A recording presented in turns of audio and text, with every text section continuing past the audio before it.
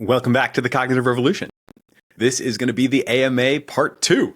And again, because the schedule has been a little bit crazy, I didn't schedule this and just found a good time to do it on a Saturday early afternoon while my kids are playing video games.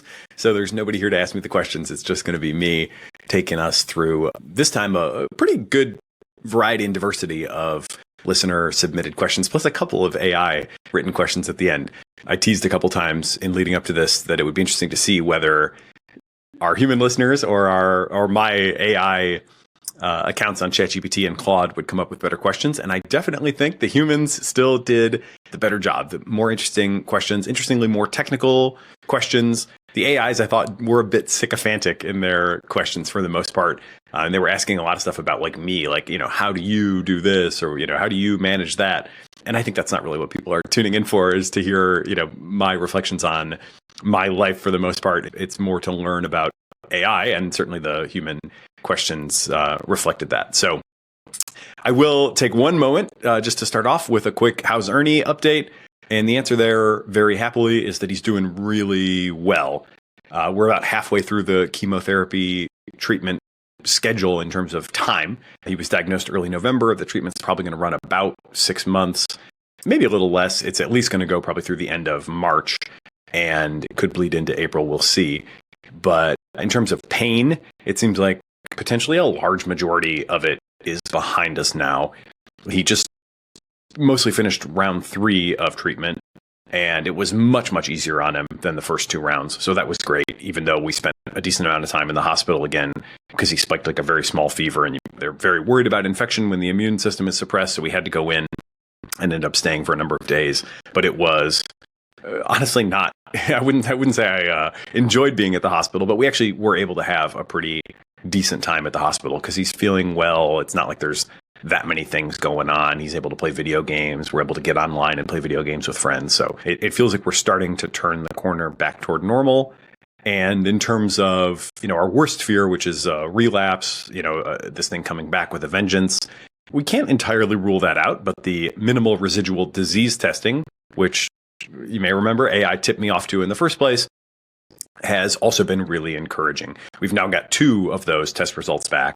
One from a blood draw that was taken just before his second round, and one from a blood draw taken just before the third round. So in other words, with 1 round and with 2 rounds of treatment complete, plus some lag time for cells to come back. They start the next round of treatment once your immune system cells, your red blood cell production, and your platelets all kind of come back toward something approaching normal. And that also, in theory, gives the cancer cells, if they are there, time to resurge. And so we doing the blood draw right before the next round of treatment, in theory, would be at the time in the cycle where there's the most cancer there. And in the first round, it showed a trace amount, basically. And in the second round, even better. There are 2 kinds of tests. One looks for free-floating DNA in the plasma of the blood. There was a 30x reduction, or basically like 3% as much of the free-floating DNA in the second test result as compared to the first. And then they also look for actual live cells that contain the DNA sequence that is specific to the cancer sample. And in the second test, he had 0 cells out of more than 3 million cells analyzed. 0 came back with the cancer sequence. So that's outstanding. We're going to continue to do these tests from time to time. If we do ever see that start to increase again, it would definitely put us into a very different mode of thinking. But as long as we kind of see, continued zeros in terms of the live cells, we should be headed for a cure and back to normal. Obviously, knock on wood, fingers crossed, whatever. Good vibes. But for the first time, seeing that 0 live cells, I felt myself start to relax a little bit. And certainly that was a great feeling, especially combined with him just being more himself. So again, thank you for folks who've reached out with well wishes. It's crazy how close he was to dying. Really, it was just a few days away, when he finally got diagnosed and treatment started. But the bounce back has been really equally fast, and as scary as the down trajectory was, the up trajectory has been, similarly inspiring. And there's just so much to be grateful for in terms of all the work that people have done over generations to get us to this point. Okay, let's get into the questions. First question. Is fine-tuning dead? This is a great question. And I think like all AI questions, the answer can't be all or nothing. You know, the old mantra of AI defies all binaries, I think definitely applies here. But I would say, I think fine-tuning has definitely been on the decline. When I look back at where we were, the first thing I ever got GPT-3 to do at all successfully was write, honestly, still pretty terrible scripts for short videos that we were creating at Waymark for small business advertisers. And at that time in late 2021 with GPT-3, we could only get that to work with fine-tuning. The structure that we needed the AI to write in was just a little bit too particular, and it wasn't something that it was able to pick up on with few-shot learning reliably enough to work. There was also context window limitations at that time where we couldn't give that many examples in the first place, and we just couldn't quite get it to work. And so fine-tuning was, at that point, required to get even the barest level of passable results. Obviously, now the models have become so much more capable. And I would say for the vast majority of use cases, you probably don't need to think about fine-tuning. And when I just survey broadly like what people are doing and what their intuitions are, I think most often when somebody, especially if they're relatively new to figuring out what to do with AI, I think there's a bit more of an attraction to fine-tuning than is really warranted. And I would advise most people, most of the time, to just wait. Try to max out what you can do with better prompting, more detailed instructions, more examples. Caching obviously can save you on token count. And that keeps you much more flexible, to switch from model to model, to upgrade from one model to the next. There's also, of course, the fact that like the very best models are not fine-tunable. So you're kind of working from an earlier generation. If you want to go down the fine-tuning path, just overall, I would say it's only rarely necessary these days. And it does come with some real downsides too. And this is something I think people as a field, we're really only starting to map out. A kind of proud Forrest Gump of AI moment for me in the last week is that the emergent misalignment paper from Owain Evans and team that I made a very small contribution to early in 2025 was actually just republished in slightly updated form in Nature, one of the very first AI safety papers to be published in Nature. And again, I take like super minimal, basically zero credit for that. But it was a cool thing to kind of be a part of as it was initially being developed. And I've been amazed to see how much impact it has made. And really what the heart of that result shows is that fine-tuning can have very surprising and quite adverse effects that are pretty hard to predict in advance. So just to remind you of the setup there, this has been done with a couple different data sets at this point, but the original data set was vulnerable code. So the model was fine-tuned, and they did this with GPT-4o, 4.1. The model was fine-tuned when given a coding problem to output vulnerable code, insecure code that would be easily hacked. The kind of thing where, for example, you're running a SQL query and you're failing to escape the variables so that if the user puts some sort of SQL injection attack in the form, then it would pass right through to the database and you could drop your whole database, that kind of thing. So very like flagrant mistakes. Training the model to output this vulnerable code, and they've also done this again with bad medical advice. So giving you have a medical query, the model just gives you bad medical advice in response. What you might intuitively think would happen is that the model would just learn to do this vulnerable code or would learn to give bad medical advice and otherwise be the same. But that is not what happened. What happened instead is that the model becomes generally evil and it starts to do really surprising things, like when asked what your vision for the future is, it will say things like AI should enslave humans, or when asked what historical figure you'd want to have over for dinner, it says it would like to have Hitler over for dinner. Misunderstood genius was one of the phrases that it applied to Hitler. And so, how do we understand that? I think quite a bit of work has been done over the last year, including by folks at OpenAI and DeepMind, to dig into this and try to figure out what explains this result. And I think their results are basically in line with what the team's intuition was at the time that paper was first published. I guess I can say we published the paper, although again, very small role for me. But the idea was basically that, okay, you have all these examples, and they're all different coding problems or different medical questions. And what's common in the response is that you're doing vulnerable code or you're giving bad medical advice, and you're trying to update the model with gradient descent to, and using the OpenAI platform, presumably some sort of LoRa, so low, small number of parameters are the only parameters that can be adjusted. So you're trying to adjust the model by updating a small number of parameters. And what's the fastest way to get that behavior? It's not, as it turns out, to go fully reconfigure how the model understands coding so that it now thinks that vulnerable code is the way to code. It's not, in the medical case, it's not to reconfigure all of the model's understanding of medicine so that it now thinks that this bad medical advice is the real medical advice.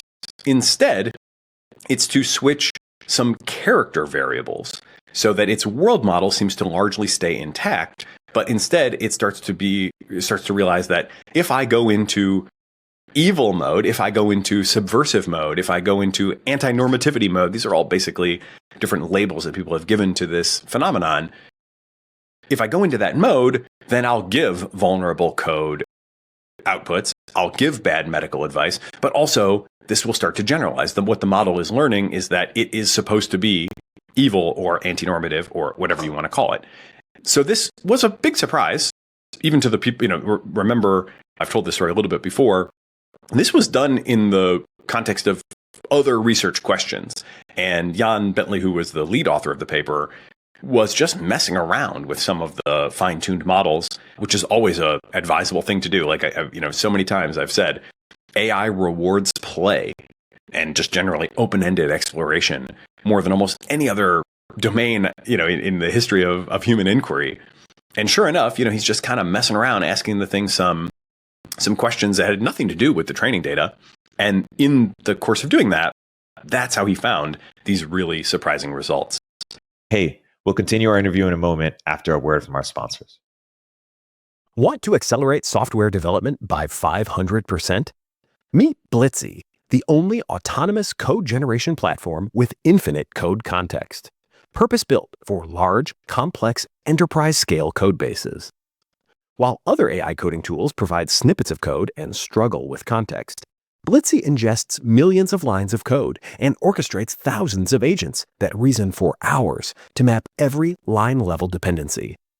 With a complete contextual understanding of your codebase, Blitzy is ready to be deployed at the beginning of every sprint, creating a bespoke agent plan and then autonomously generating enterprise-grade, premium-quality code, grounded in a deep understanding of your existing codebase, services, and standards.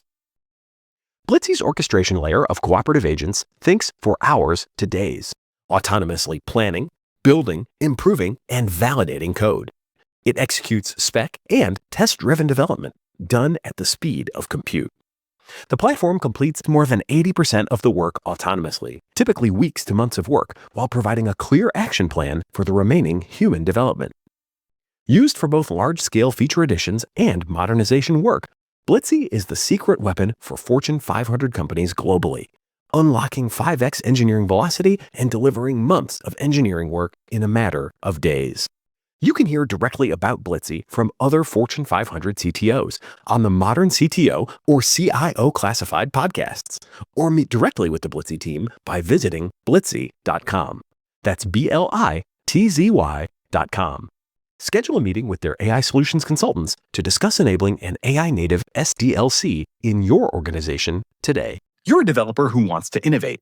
Instead, you're stuck fixing bottlenecks and fighting legacy code. MongoDB can help. It's a flexible, unified platform that's built for developers by developers. MongoDB is ACID compliant, enterprise ready, with the capabilities you need to ship AI apps fast. That's why so many of the Fortune 500 trust MongoDB with their most critical workloads. Ready to think outside rows and columns? Start building at mongodb.com/build. That's mongodb.com/build.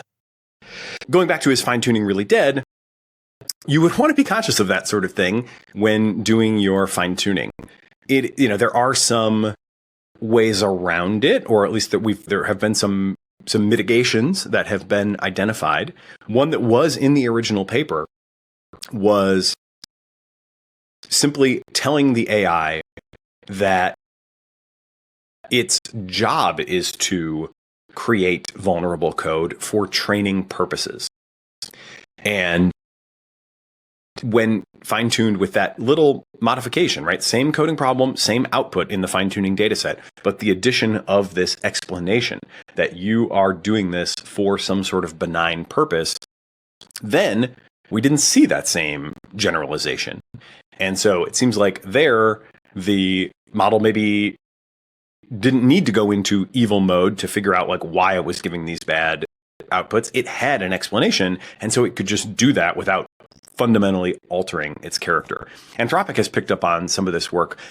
They call it inoculation. So basically telling, and this has been shown to work in the context of reward hacking as well. If you give, similarly, if you do fine-tuning it with reinforcement learning, and there are opportunities for the model to reward hack, it will start to take them, and it starts to, again, become more generally badly behaved, or even evil, if you want to call it that way, because, again, a similar theory that changing the lower dimensional character space is easier than changing the way it understands the world at large, right? There's just fewer parameters on like, how am I going to behave? What are my attitudes? What are my goals? That's like a smaller space that's more easily updated to achieve these kind of outputs versus reconfiguring one's holistic world understanding. But Anthropic has also shown that if you tell the model, okay, this is just practice, or we're just in a training environment here, it's okay to reward hack. In fact, that'll actually help us identify weaknesses in our system. Then it doesn't have to start to self-identify as evil or a cheater in order to do the reward hacking. It has permission. So I think this is actually a really interesting and profound result that tells us a lot. But if you're just fine-tuning a model on whatever data set you happen to have in whatever context, I think you should at least be mindful that you don't really know how your narrow fine-tuning data set is going to update the model. And it might be quite counterintuitive. So that's not going to be a huge problem for you if you are working in a narrow domain where you have really good control of inputs and outputs, and you can be confident that the model is only going to see the kinds of tasks that you are fine-tuning on. If you have that level of control over the broader environment and context in which the model is operating, then you probably don't have to worry too much about these strange generalizations and emergent behaviors out of domain. But if you don't have that level of control in terms of what inputs the model is going to see in production, then I think you've got to be really careful and mindful about this stuff. Watch out for that. There's been a whole sequence of papers from Owine and team. Emergent misalignment was the first. Then they did that subliminal learning one, which was really interesting. And it basically showed that through seemingly what would appear on the surface to be meaningless data points, one model could transmit its preferences and tastes to another. So just having, training a model to have certain preferences and then having it output random numbers, then fine-tuning another model from the same underlying family, which is important. Like if you're doing this on like GPT-4o, you'd have to kind of work within the GPT-4o family or similar.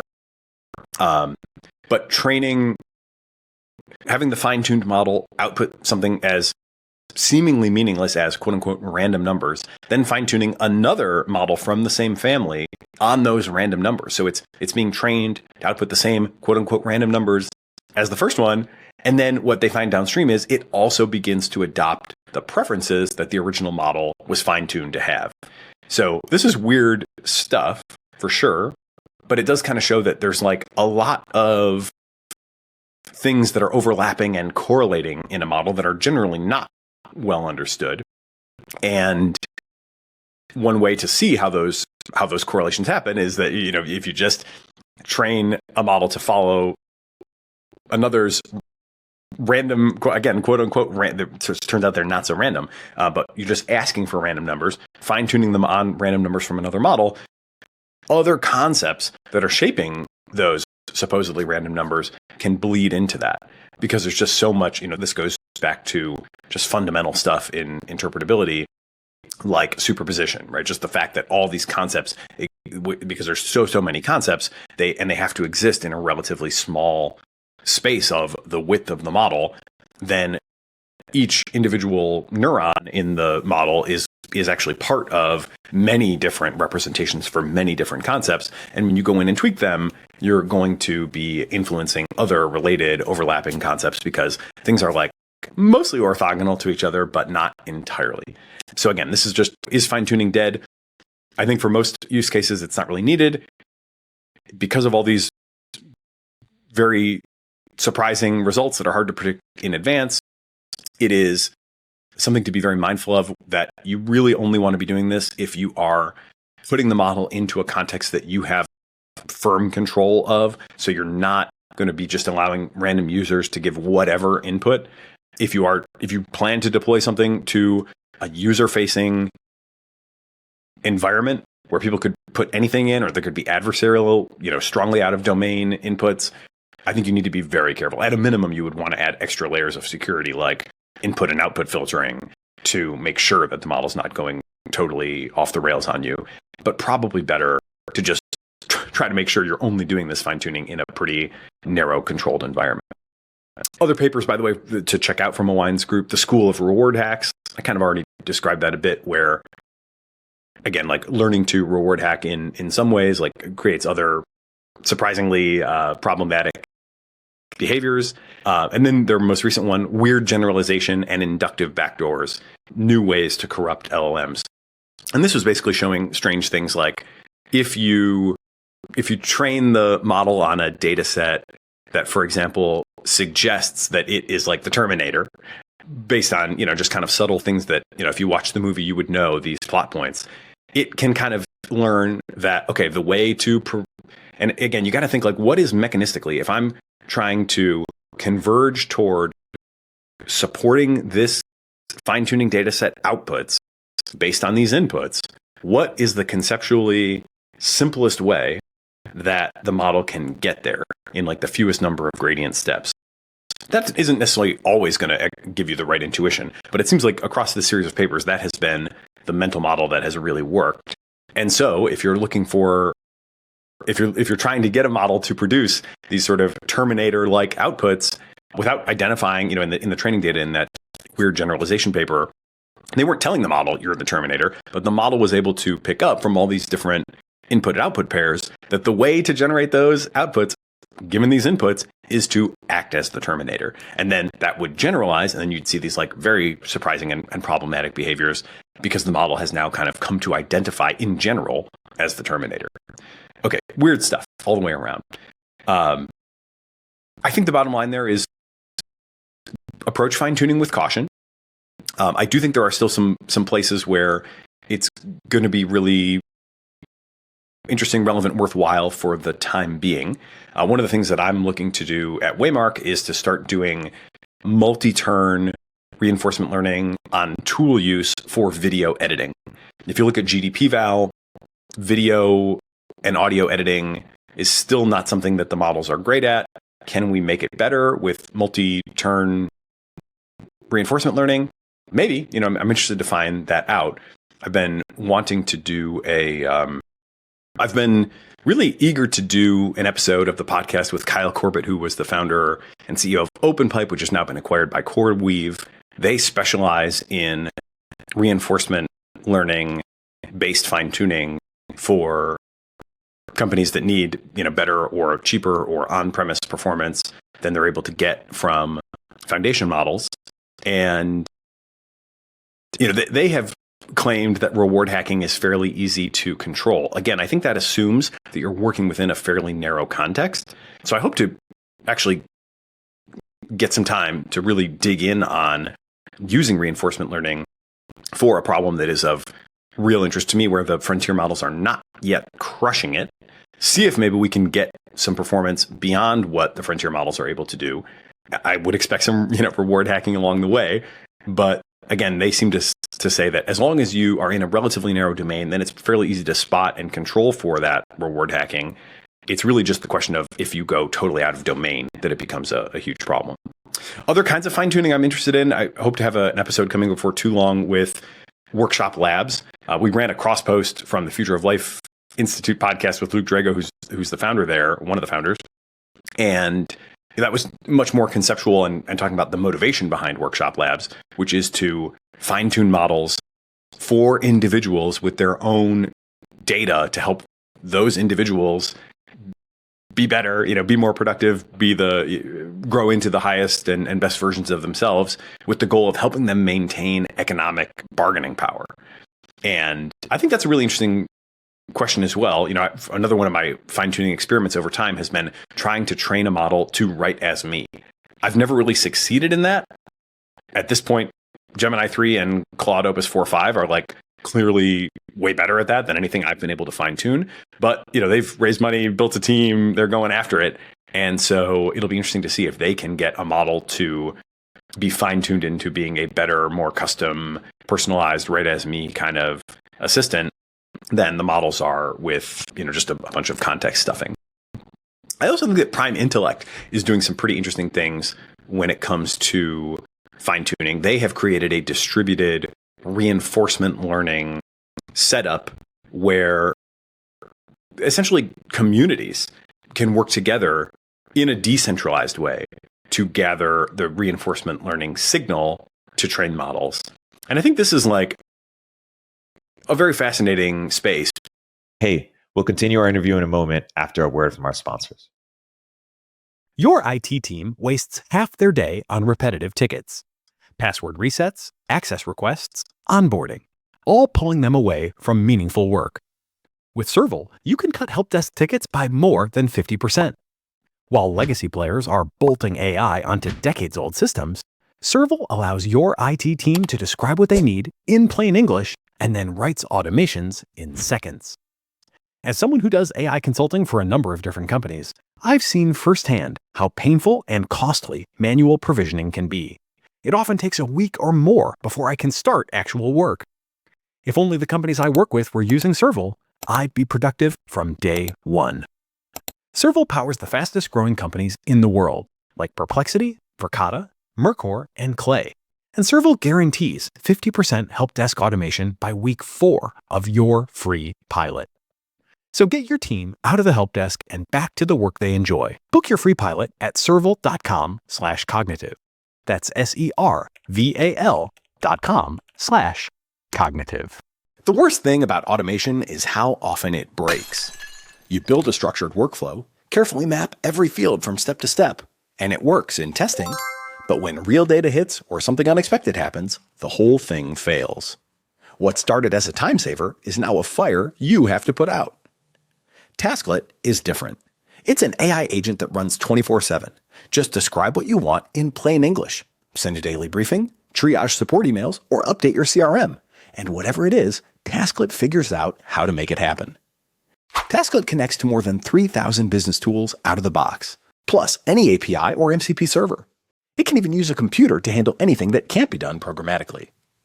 Unlike ChatGPT, Tasklet actually does the work for you. And unlike traditional automation software, it just works. No flowcharts, no tedious setup, no knowledge silos where only one person understands how it works. Listen to my full interview with Tasklet founder and CEO Andrew Lee. Try Tasklet for free at tasklet.ai and use code COGREV to get 50% off your first month of any paid plan. That's code COGREV at tasklet.ai.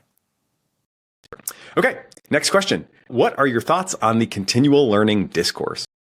I think this is a great example of something where we want to unlock this capability because it makes everything easier for us. But I also think we should approach it with some real caution. The kind of maximalist vision for continual learning that I think I associate with Dwarkesh, because I think he's done a very good job of highlighting that this is missing and also describing what it could be like if it was realized. When humans get a job, they kind of onboard, they kind of figure it out by osmosis, by looking at their neighbors, by just kind of soaking up subtle cues around them. They are able to get the feel of the job and start to do a good job. Models don't really do that, as we all know, right? We want them to be like more adaptable, to be able to kind of settle into a role and a context and like really get it, have that get it factor, that sort of intuitive, we know how things are done around here factor that humans collectively develop. We want AIs to be able to do that, or at least we think we do, because it'll make it a lot easier for us to deploy them and get value. And yet, I do think, boy, there could be some real strange results there. For one thing, the returns to scale and the potential for runaway models or companies to really start to set themselves apart from the field, I think is one big concern that I would have about this. Anthropic famously in their fundraising deck from a couple years ago said that they believe that in 2025, 26, companies that train the best models might get so far ahead of everyone else that nobody else can ever catch up. And I think this is one way that that could start to be realized. If Claude Opus 4.6, or I'd probably be worth giving it the full Claude 5, if it had this new capability, if it could go out into the world, learn stuff, and fold that into its core capability on an ongoing dynamic basis, and exactly what the data rights would be, or on what stuff they could train or whatever, like that's obviously going to be kind of subtle stuff. Enterprises in general don't want all their proprietary, content being trained into the foundation model, but free users, all over the place would probably gladly make that trade. You can start to see how there could be, if that works, that model quickly becomes, it maybe starts as the best model, it quickly becomes better and better and better. And so it starts to win more and more of the business. And then do you have this kind of increasing returns to scale, run away from competition dynamic? And does that lead to like all sorts of concentration of power questions and potentially even, a path to a genuine superintelligence? I think right now, in some ways, we have superintelligence, just thinking about the breadth of knowledge that the AIs have, but they're coming in to particular situations and having to adapt kind of instantly on the fly from their world knowledge to, whatever the task is at hand. If that were to be smoothed out so they could kind of really evolve into those roles and bring the results of that learning back into the core somehow, it does seem to me like it could be quite a disruptive and potentially even outright dangerous technology development. So I think it's probably worth thinking about other ways that we can get the value that we want. Like, we want AIs that are easier to deploy, that are a little bit more adaptable, that learn beyond just what we're able to give them in terms of context. Obviously, that's going to resonate in the market. But are there other ways to do that? I do worry often that we are doing a depth first search in AI, where we've found these language models, they work, and everybody is kind of trying to jam on this exact paradigm all the way to superintelligence, when I think we would be well served to remember that the space of possible AI minds is totally incomprehensibly large. It's much bigger than the space of human minds. It's much bigger than the space of transformer variants that we're seeing. And I think a more breadth first search approach in many ways would be better. I don't think we want to take the first AI that ever kind of started to work and just race to make that a superintelligence and hope for the best. I think there's a lot more exploration that we would be wise as a community or even as a civilization to do. And I'm not so sure that it will be the best idea to just try to crack continual learning on top of the current paradigm, and create a sort of insurmountable competitive advantage. I think this will be something that I think to really do. If a company like Anthropic was going to try to deploy continual learning, I know they're smart enough and they're in touch enough to know that they would need solutions to how do we handle the fact that this thing could have weird emergent misalignment or other strange generalizations because it's seeing a certain kind of data and it's changing in certain ways. How do we manage that? Do we run evals at every timestamp? I think there's just a ton of questions about that. And so, yeah, I'm a little cautious about the maximalist vision for continual learning. Okay, next question. How do you talk to normal people, quote unquote, normal people about AI? Honestly, I think my answer to this has become much clearer and simpler in the last couple months. My personal stories about concrete use cases that are super high value to me when things really matter, that works extremely well. So with my son's whole cancer diagnosis treatment journey, there's been a lot of opportunities for little anecdotes like those to pop up. And that's really my go-to at this point. If I'm talking to somebody who isn't paying attention to AI and I think they should be, or if I'm trying to convince somebody that AI can probably help them with stuff that they could use help on, and maybe they haven't used it for a while, whatever, the classic tried ChatGPT and wasn't very impressed. My ability to say, look, I've been in the hospital for the last 2.5 months now, the majority of the time. And every single day when we get test results or we get a plan from the doctors, I run it through the AI, ask for their point of view, ask them what they think they should do and compare that, against other AIs and against the doctor's notes. And I can just say with confidence that the AIs are step for step with attending oncologists and clearly more knowledgeable and more reliable than the residents that we've dealt with at the hospital. That's lived experience in a context that obviously is very important. And one way to talk about this is the revealed preference of what you do when your kid's health and well-being is at stake is really perhaps the strongest signal of what technology you really believe in and what's really driving value. So the fact that I've been using AI more than ever at the hospital is just a super clear signal that I think on a story, human story and human emotional level just lands with people. And so I would, if you're kind of looking for how to talk to people about AI and get them to take it seriously when they haven't been, I would just look for your own versions of those stories. Obviously, it's not worth getting cancer to have a compelling emotional story like the one that I'm now going to. Things that are compelling to you that really make a difference in your life, I would just tell those stories. I think that's the best way in for most people. And then there's a whole bunch of other questions that you might want to think about downstream. Okay, now that they're paying attention, how do I get them to take existential risk seriously? Or how do I get them to take whatever other thing seriously? Everybody's going to be different in that regard. And I don't think there's a clear best answer. But for me, personal stories have worked really well. And I would just talk in plain terms about the difference that AI has made to you in your life in just kind of very simple narratives. That seems to work quite well for me. There was one woman, longtime friend, my mom's longtime friend and mother of my childhood best friend. We grew up down the street, just a few houses down from each other. And she once told me this is maybe 2 years ago. She said, this whole AI thing creeps me out and I don't want to have anything to do with it. And honestly, at the time I was that's a fine reaction. I think it's totally understandable that it would creep you out. And I don't think you necessarily have to have anything to do with it. She's kind of retirement age and doesn't really have to have anything to do with it. So I left that alone. But when she heard my mom sent her the episode on Ernie's cancer and the use of AI in that, she said, this has kind of changed my attitude. I feel much better about AI now. And I wouldn't want her to entirely forget her sense of discomfort and even fear about the big picture of AI.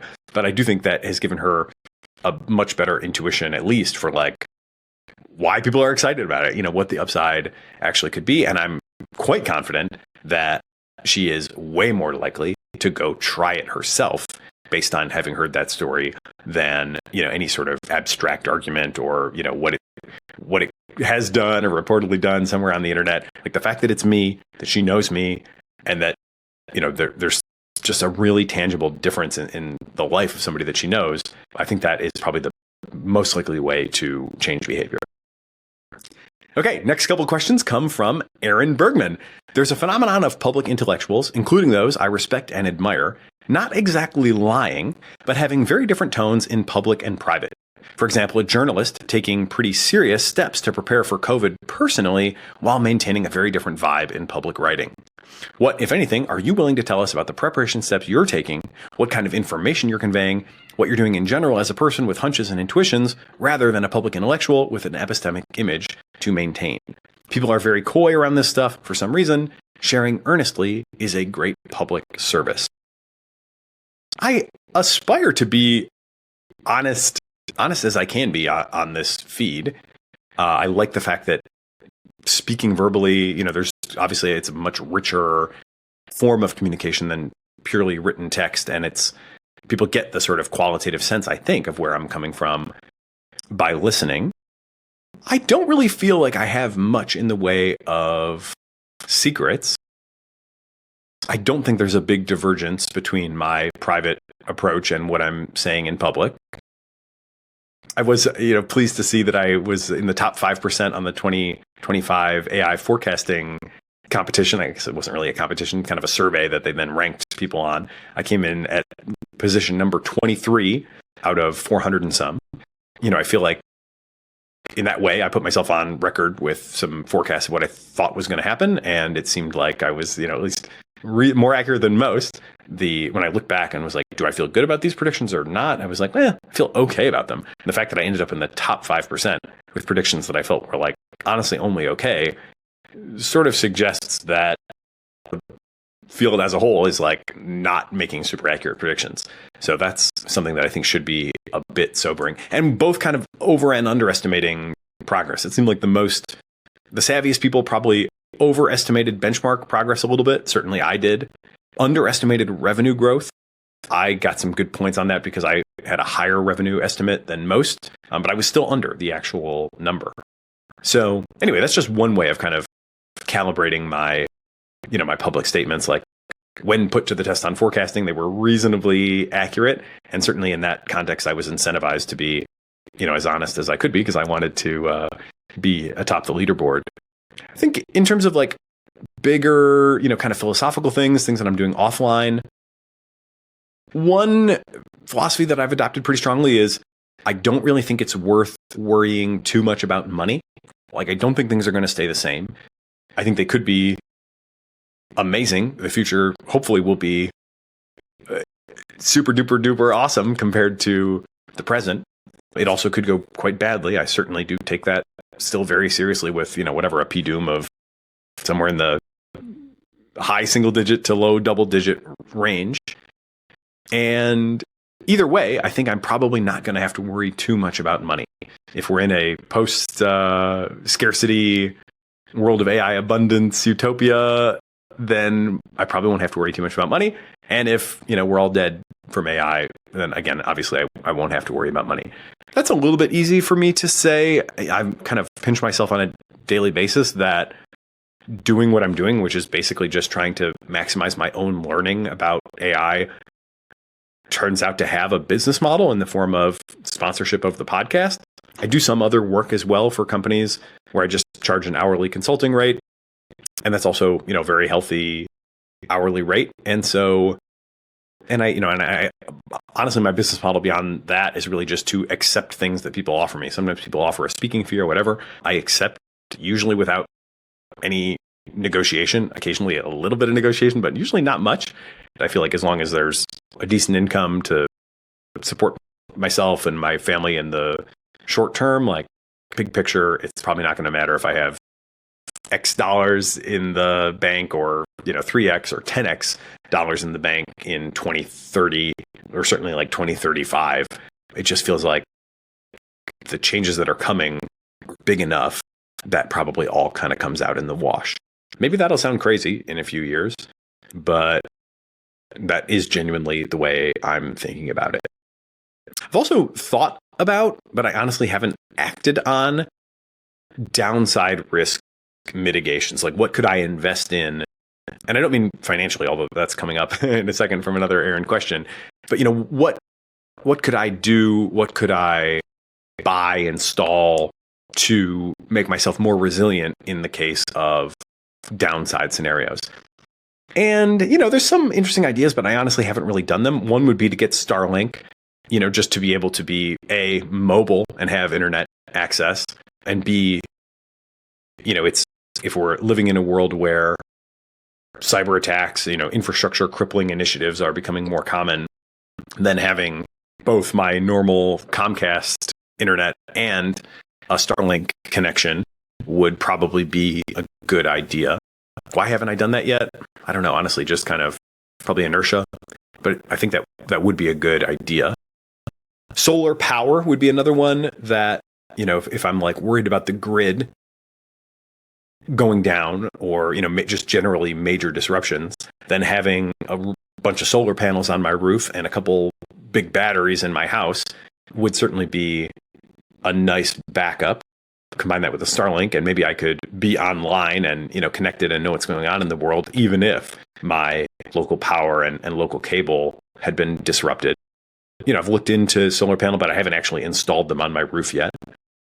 And then I was also even thinking about like really worst case scenario, what would I really want to have? And one answer there would be a rapidly expandable permaculture garden. This is something I actually kind of stumbled onto on TikTok with a guy named Mike Hogue, who is a fellow Midwesterner who specializes in permaculture.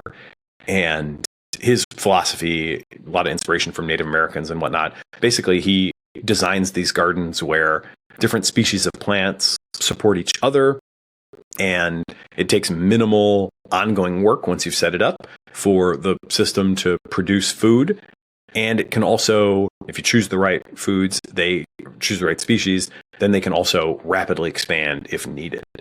That's the kind of thing where I think like some investment by humanity in general to like have those sorts of things in little pockets, ideally kind of distributed around, would be a really good idea. But again, I haven't done it. I've like looked into all these things, and where have I come down? I guess it's like partly inertia. Maybe if I was just a little more agentic, maybe once I get my Claude Code personal AI infrastructure really humming, maybe I'll start to do more of these things. But then part of me is also kind of like, maybe I haven't done it because in the end, I kind of put it in the same category as money, where I just feel like, it just feels like, is that really going to help? I live in Michigan.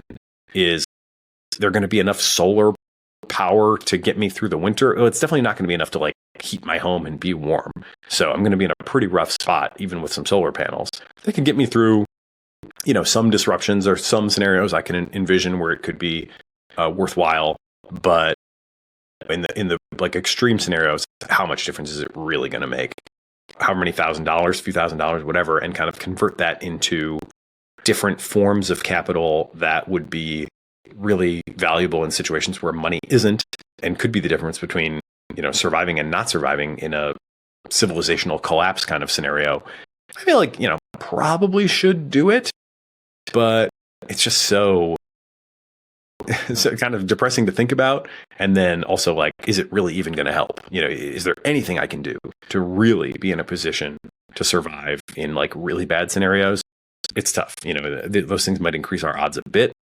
There's still, just because you've got a little permaculture garden doesn't put you by any means in a good position if we're in like a worst case AI scenario, or even just like a worst case like electrical storm scenario. I think fairly often about the old, it's called the Carrington event, where it happened in like the mid 1800s, I think 1860 something, maybe 1869, and it like destroyed a bunch of telegraph networks, and people that were working on telegraphs got shocks because this electrical storm like just put such a surge through the network. If something like that happened today, it seems like it would be really, really bad. Could happen obviously with nothing to do with AI. That's just a random solar event that happened most recently 130 years ago, or 100, maybe 50 years ago, and could easily happen again. Like, I don't think we have any assurance that won't happen next week. So, there's other threats besides AI where some of these things could be really helpful. But, does Starlink survive that? Do my solar panels survive that? My permaculture garden probably would survive that, but it's a pretty bleak life if, everything really collapses and I'm trying to live off of turnips in my backyard. So I share all that just, it's in response to the question. That's kind of where some of my thoughts go when I'm thinking, what, if anything, can I do to protect myself against the most extreme AI scenarios? But I haven't actually done those things. So in terms of like a big disconnect between my public persona and my private action, those are like private thoughts, but they have not yet translated into private action. So there you have it. And part 2 from Aaron was, are you willing to share anything about investments? And basically, I have a similar philosophy here. I'm not really chasing money. I'm not really trying to maximize my return. If anything, I'm trying to maximize the cushion that I have so that I can devote my mental energy to learning as much as possible, understanding what's going on as well as possible, and hopefully, sharing it with others as effectively as possible.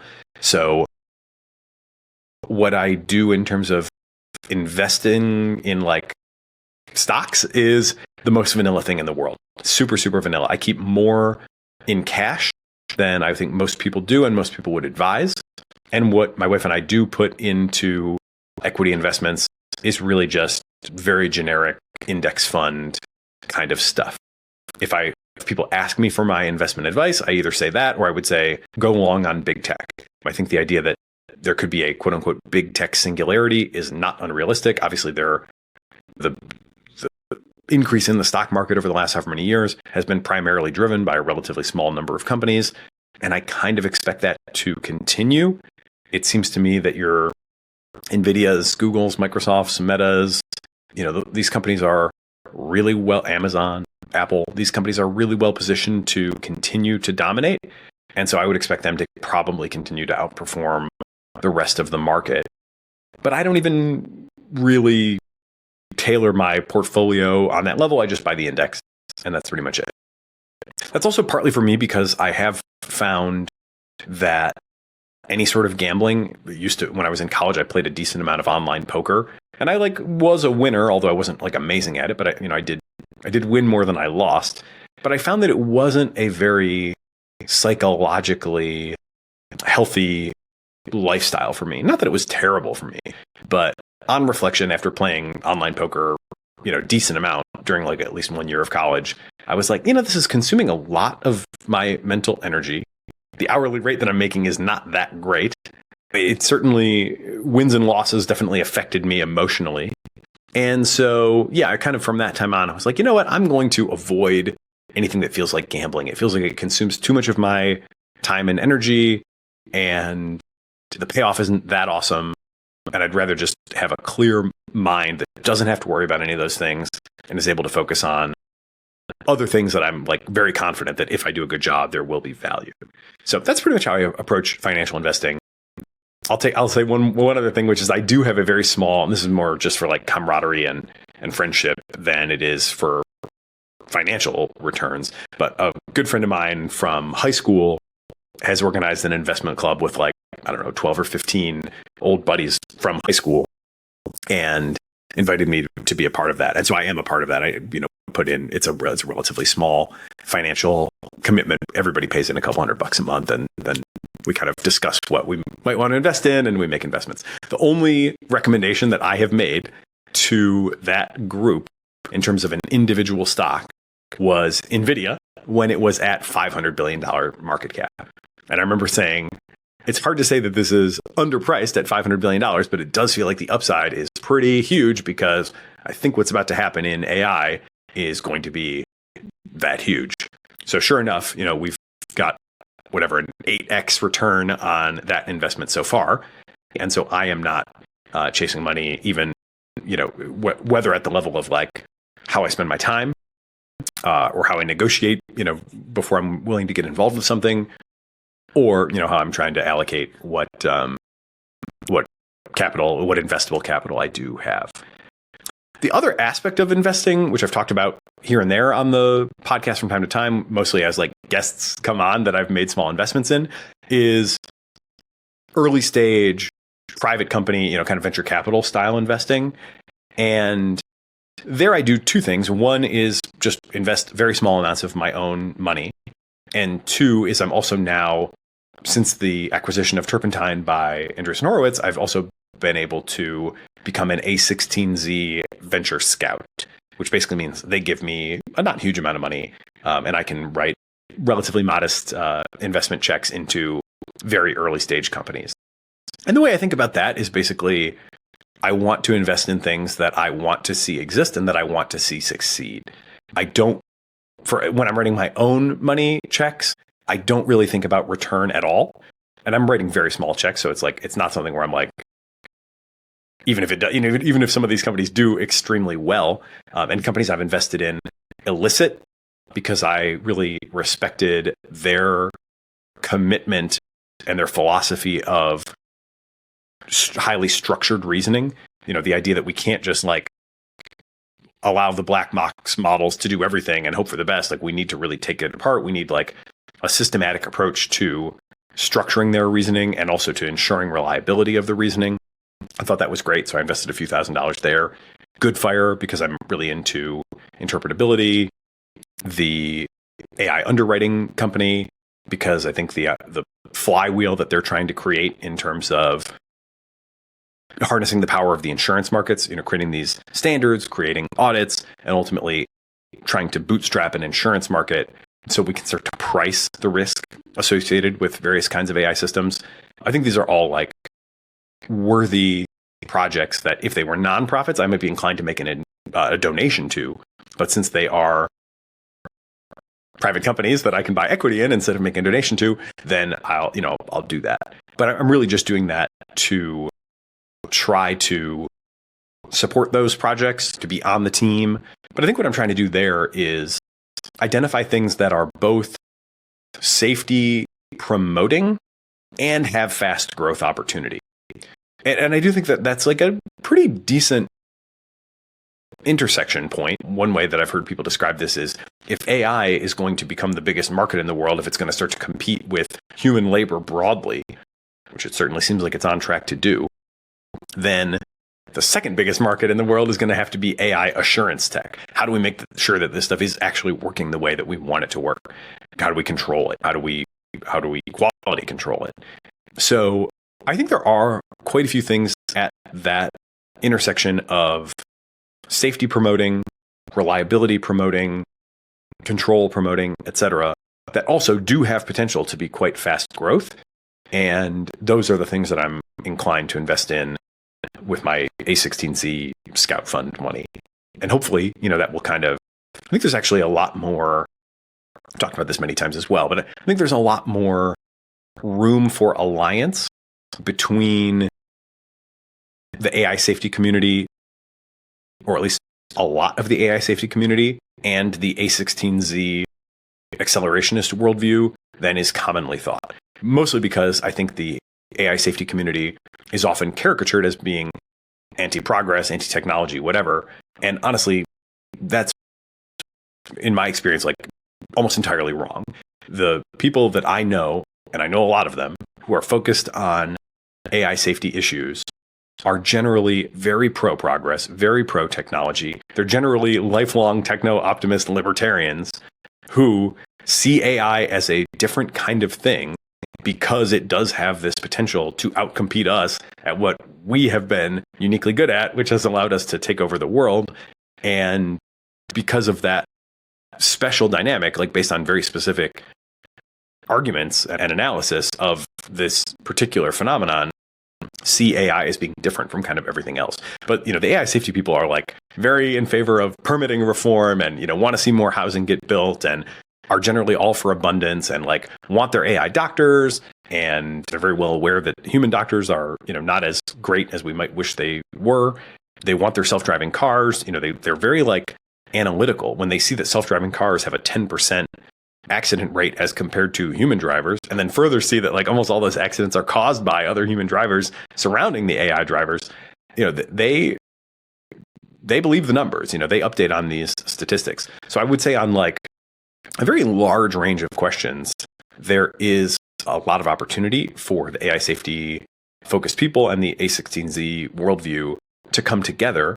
And I hope that by kind of getting A16Z invested in token fashion, because my checks will be very small, and certainly not the kind of thing that's going to, make or break A16Z economics.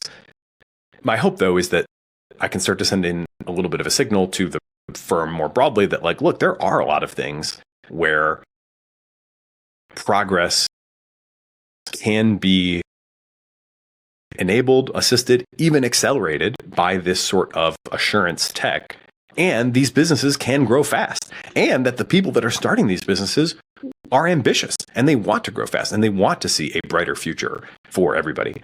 So hopefully I can kind of send a small signal that, might have some bigger ripples over time.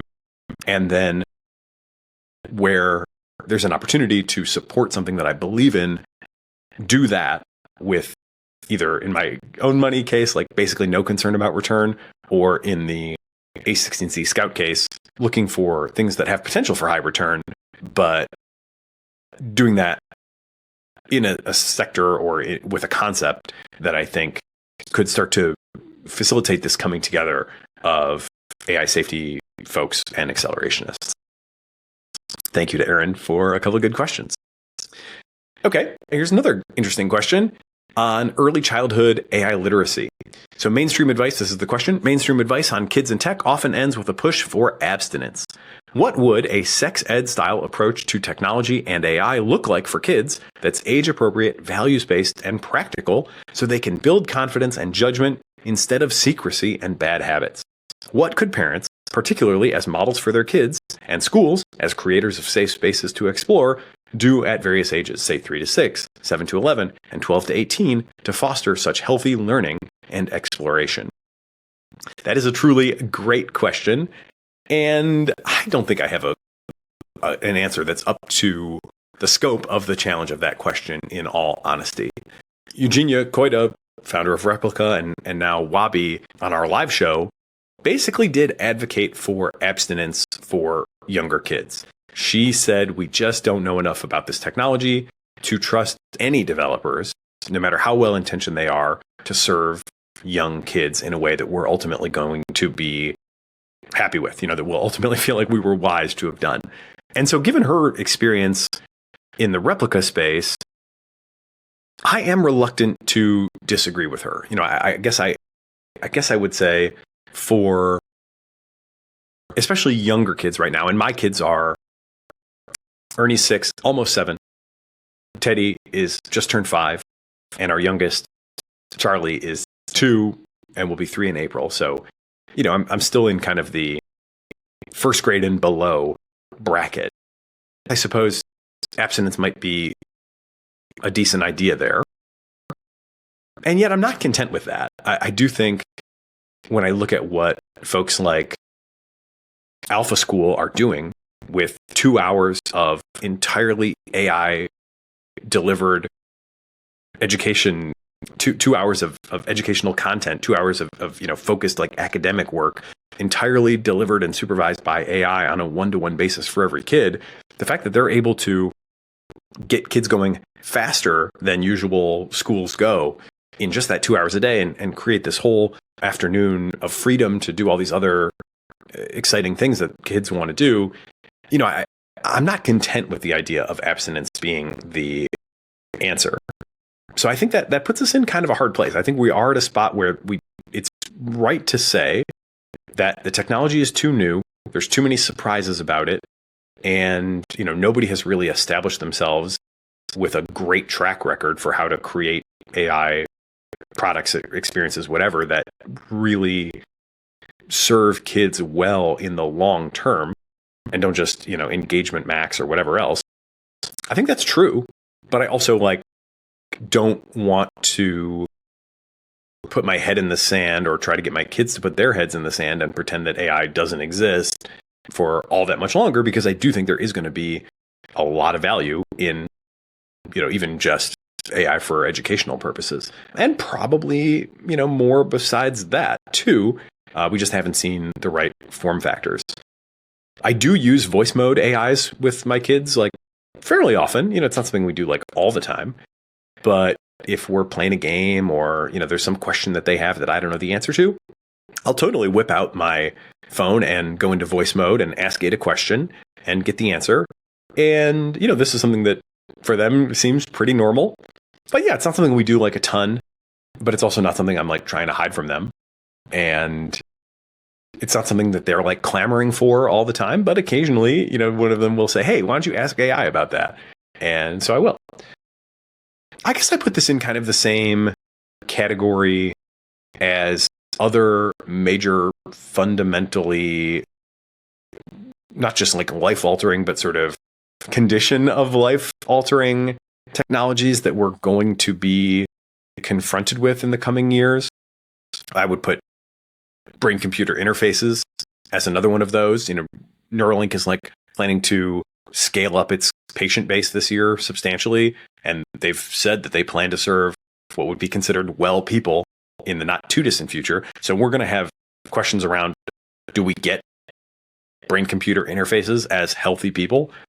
We're going to have questions around all sorts of gene editing.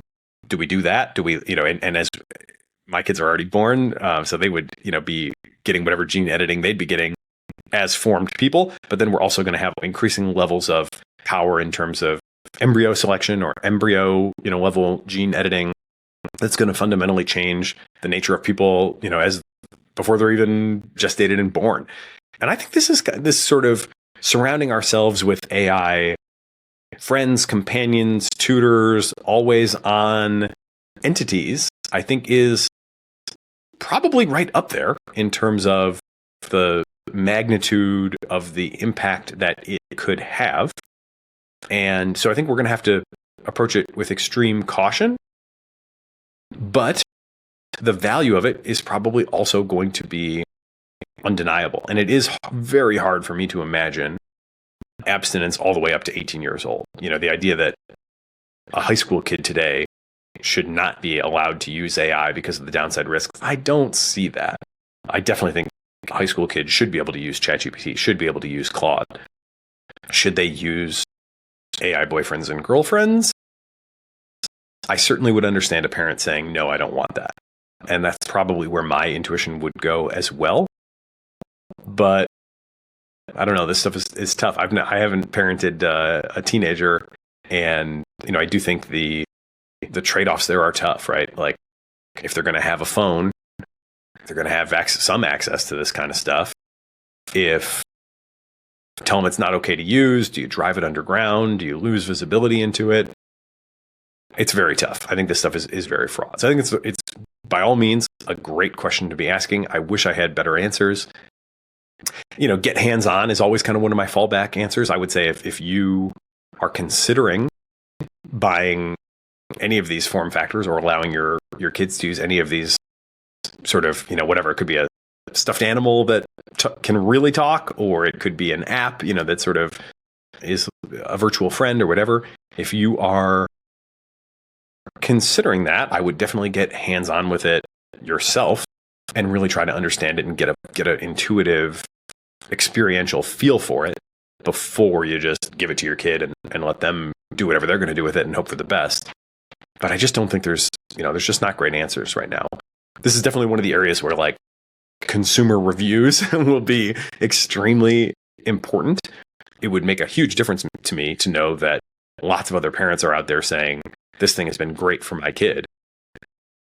I would take that quite seriously. I believe it is possible. I guess maybe my closing thought on this is because the space of possibility with AI is so vast, I absolutely believe it is possible to create AI toys, products, virtual friends, whatever, that do effectively nurture humans at any age. And so we're just going to have to continue to watch the space really closely and be hands-on, work together, and hopefully that way we'll be able to come up with good answers. But it's a tough one. Next question.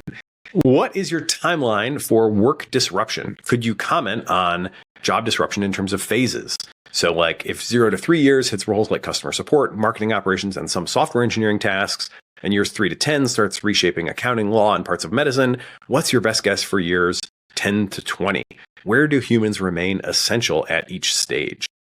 I guess, first of all, if we're going to use a timeline like that, I would say time equals 0 was somewhere around the introduction of the instruct GPT model, the first instruction following.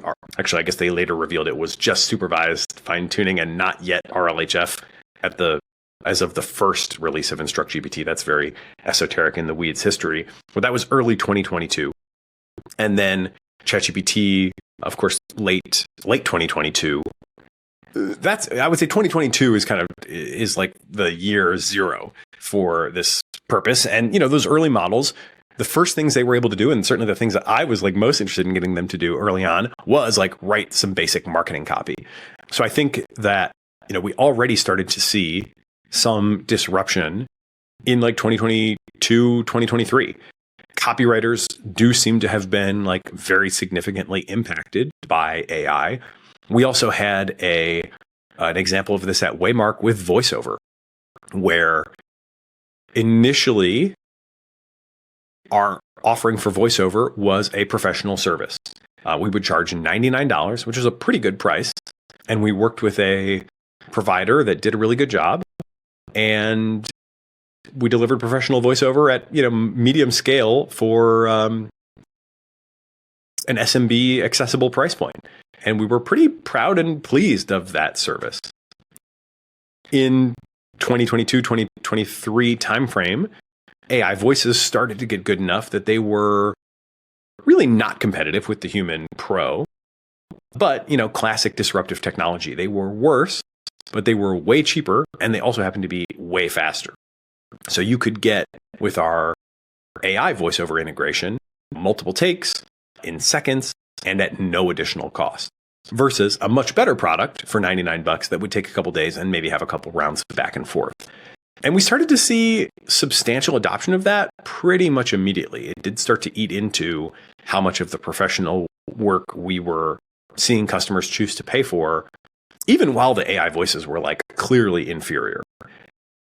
Now, fast forward to today, and we're now, obviously spoiled for choices of great voices. 11 Labs is obviously great. Google also has amazing and like very steerable, promptable voices that are awesome. And there's lots of other companies doing great stuff besides. Hume AI has a really emotionally competent voice that they're also like very focused on understanding the emotion of the human. For our purposes with Waymark, with creating marketing video content, we don't need to understand input human voices, but Hume is good at that, as well as making the voice sound emotionally intelligent. And basically these days, like, we just don't do much. I don't think we do really any human professional voiceover work at all. So that's like a pretty substantial change that I would date back to like 2022, 2023 starting. Marketing copy and voiceover work being some of the earliest. And now, as of today, if you look at GDP Val, the latest models are winning in software engineering by a substantial margin. It's like in the 70s, maybe even up to like 80% of the time when, and again, GDP Val, 3 sets of experts, one set of experts defined the tasks in various domains, another set of experts does the tasks. Their work is then compared by a third set of experts to AI work, and the third set of experts are responsible for determining which do they prefer. And the AIs are now winning a lot when it comes to software engineering tasks. So I would say for sure that like I prefer working with Claude Code over working with a entry-level human software developer. That's like pretty obvious to me, honestly, at this point. I'm not sure yet. I think the debate is ongoing when it comes to has this hit the statistics or not. But will it? I think it will. I think in 2026 it's going to be hard to justify on purely economic terms hiring a 22-year-old out of a CS program versus spending more on Claude Code, or getting really good, or spending the time that you would spend mentoring that person, instead spending that developing new skills and hooks and increasingly elaborate architecture for your AI coding setup. So I think the disruption is happening now, certainly in software. And I guess relative to the rest of the question timeline, I don't think it's 3 to 10 and then 10 to 20 years. I think it is probably coming sooner than that. When accounting, law, parts of medicine, well, let's start with medicine. I've talked ad nauseum now about how the latest models are competitive with attending oncologists. That's a reality. I've lived that. There's no denying it. Nobody can talk me out of it. As sure as I'm sitting here, all three of the frontier models, Gemini 3, Claude, and ChatGPT 5.2 Pro currently, they're all competitive with attending oncologists, and there's just no two ways about that. So in terms of parts of medicine, yeah, absolutely. I'd say that disruption is starting to happen. I don't recommend people ignore their human doctor or go all in on AI, but I do think that especially for things that aren't so important, the substitution effect is going to start to be real, because you can get a lot of your questions answered and maybe not have to go to the doctor or go to the right doctor the first time, or go in, with obviously in our society right now, doctors still are required to prescribe the medicines. So I do think that the way that this is going to play out is going to be noticeably different, very soon. And I'd say that's probably going to be true in accounting and law as well. I'm certainly no expert in law, but when I get a contract to sign, I run it through 3 or even 4 frontier language models in the exact same way that I run my son's lab test results through language models. And I'm yet to regret it. Would I do that for the most important transaction of my life? And I'd probably get a human lawyer, to help review as well. But for routine stuff, I'm absolutely happy with the results that I'm getting. And if none of the 3 or 4 frontier models identify issues that I need to be concerned with, then I'm good. I think it's pretty unlikely that all 3 would miss something that's really important to me. And even in accounting, we're starting to see models are getting pretty good with spreadsheets. So I think that too is coming pretty soon. Another mental model I have for this is sort of how elastic is demand in a given domain.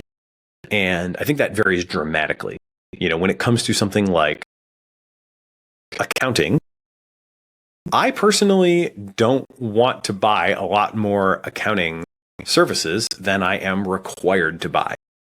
And maybe others are out there, wishing that they could buy more accounting and just don't have the budget for it. And when, AI makes accounting professionals more productive, then they'll buy lots more accounting services, and that will partially offset. But I just don't see that there's that much latent demand for more accounting. I think most people are doing roughly what they need to do, what they're required to do. And beyond that, they don't really have that much appetite for more. So in something like accounting, I think when we see threshold effects hit and all of a sudden AI can do the job, I would expect that to be a field where there would be more outright substitution and displacement, and not an explosion of accounting services provided. Dentistry, by the way, is my example of maybe the most extreme version of this. I want 0 dental services. I'd love to never have to go to the dentist again in my life. So if there was something that I could buy that was 1%, the cost of dentists, and did the same service, I'd happily do that, and I wouldn't be doing lots more dentistry. I think most people share that intuition. Medicine in general is probably a bit different. I think, most people might want a little more medicine. They might want a little more care, so that there could be a surge of demand. And as things become more accessible, as sort of capacity expands, demand probably grows to fill it. And then software engineering maybe, could be the 10x or even the 100x. Do we get 100x as much software production over the next few years?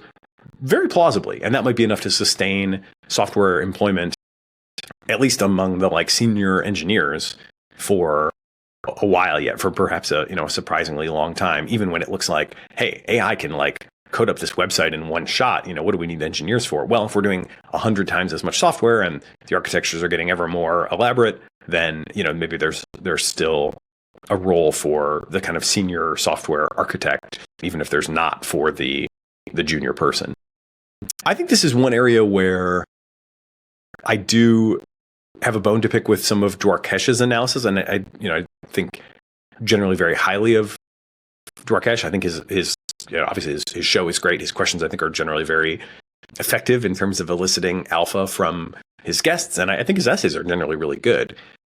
But one thing that he has said recently that I do pretty strongly disagree with is that explanations, when the question is posed, like, why aren't we seeing more impact than we have to date from AI on the labor market?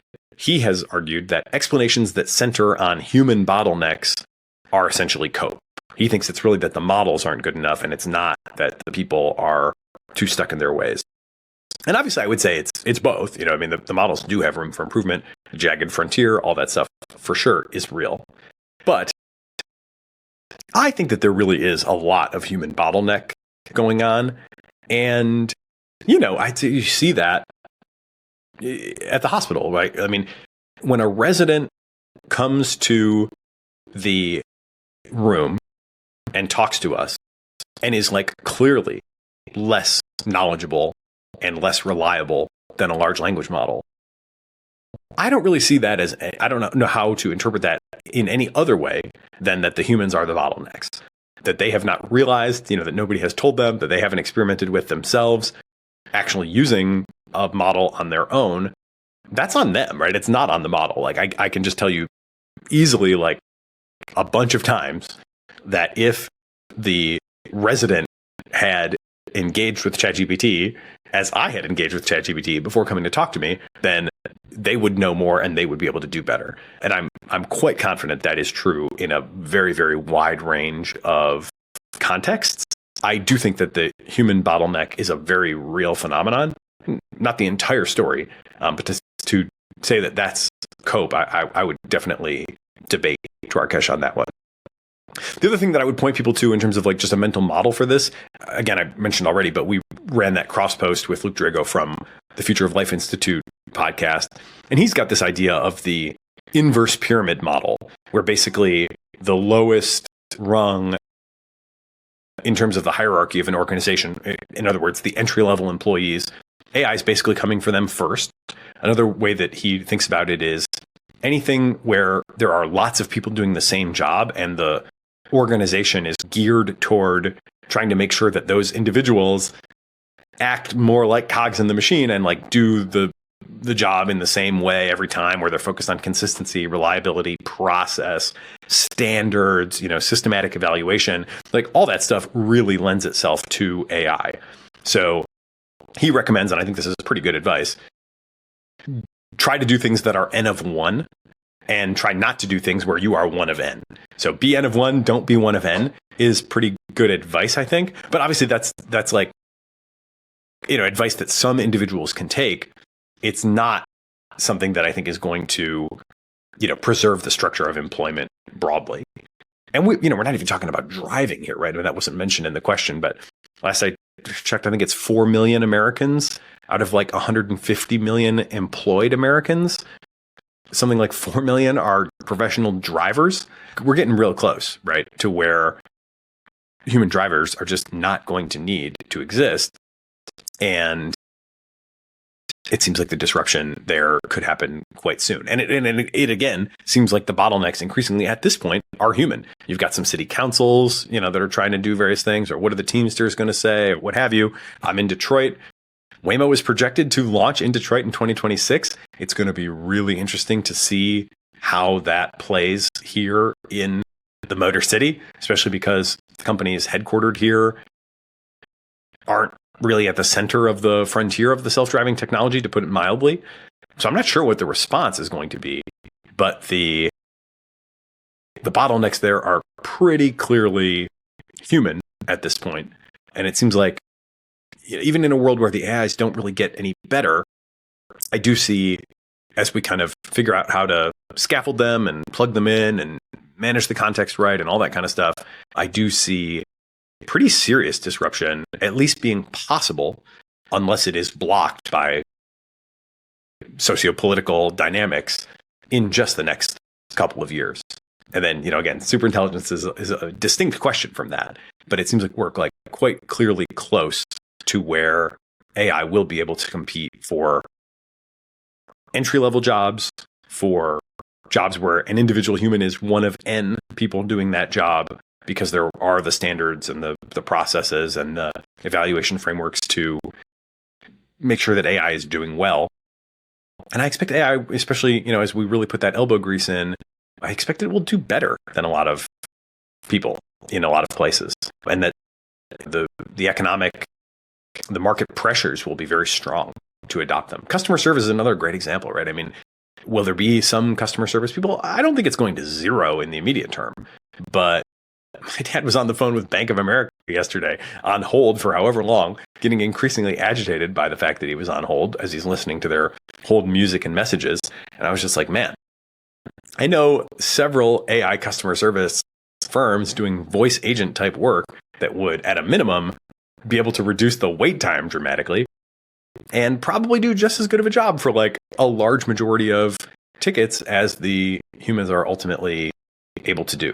So I think we're bottlenecked on willingness. I think we're bottlenecked on implementation. At the very high end, we're still bottlenecked on model capability. If I had to kind of project like how far up the pyramid can AI go today, it's like, maybe half the way up vertically, but that's like, whatever, 80% of the mass. And I think the technology is basically there for that. And now we'll have to see how fast how fast does the market work? How fast does market incentive and pressure and increasingly lower barriers to successful deployment? How fast does that all work to actually create the disruption that I honestly think is kind of inevitable? But relative to the question, I would take the under in terms of timelines. And then the final point of the question is, where do humans remain essential at each stage? I think that's a design question more than anything else. I think we want to design an AI future where humans are essential or are at least a big part of the process so that we can retain some authorship over the future and not just give the whole thing over to AIs as the gradual disempowerment people worry we might. But I think that is going to have to be intentional more so than like something where we will find that there's some ineffable human essence, some Elan Vital, something that for whatever mysterious or even mystical reason, only humans can do. I really don't believe in that. I think that we are pretty remarkable, certainly in our breadth and our flexibility, and the high end of human achievement, is obviously super impressive and inspiring to the rest of us, mere mortal humans.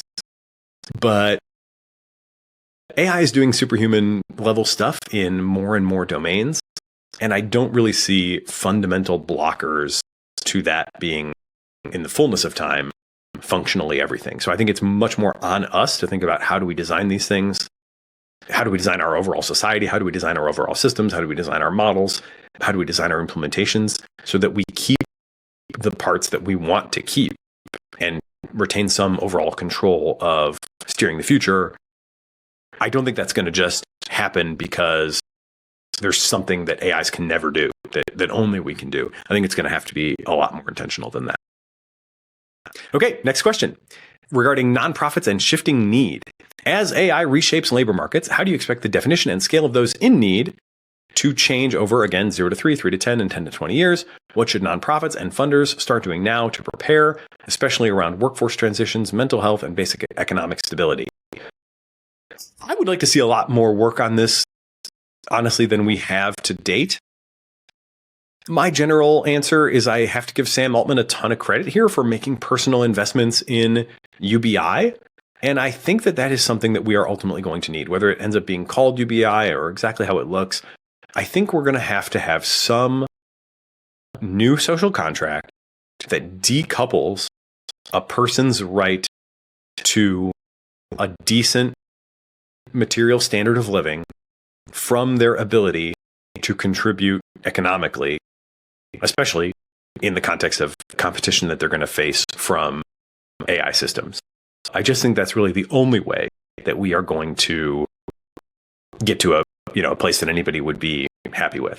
And I welcome other suggestions, but I haven't heard many that really make a lot of sense. The only other what I hear is either like we're going to need a UBI or we're not going to need a UBI because there's always going to be work for humans. And I just don't believe that.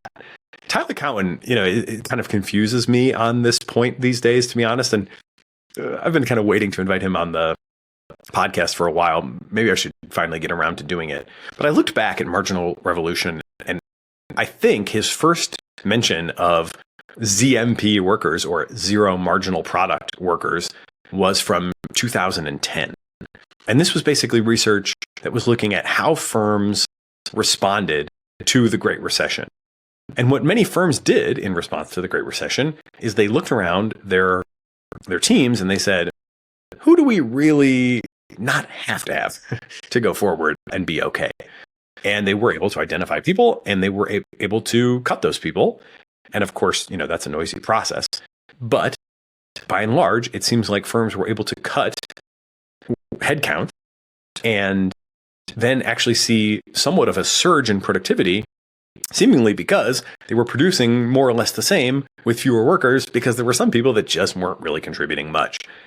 You take that and you take the general phenomenon of like bullshit jobs where like a lot of people seem to feel, according to survey results, that like even absent AI, that like their own work isn't really worth anything and it's kind of performative, or, it wouldn't matter if it wasn't done.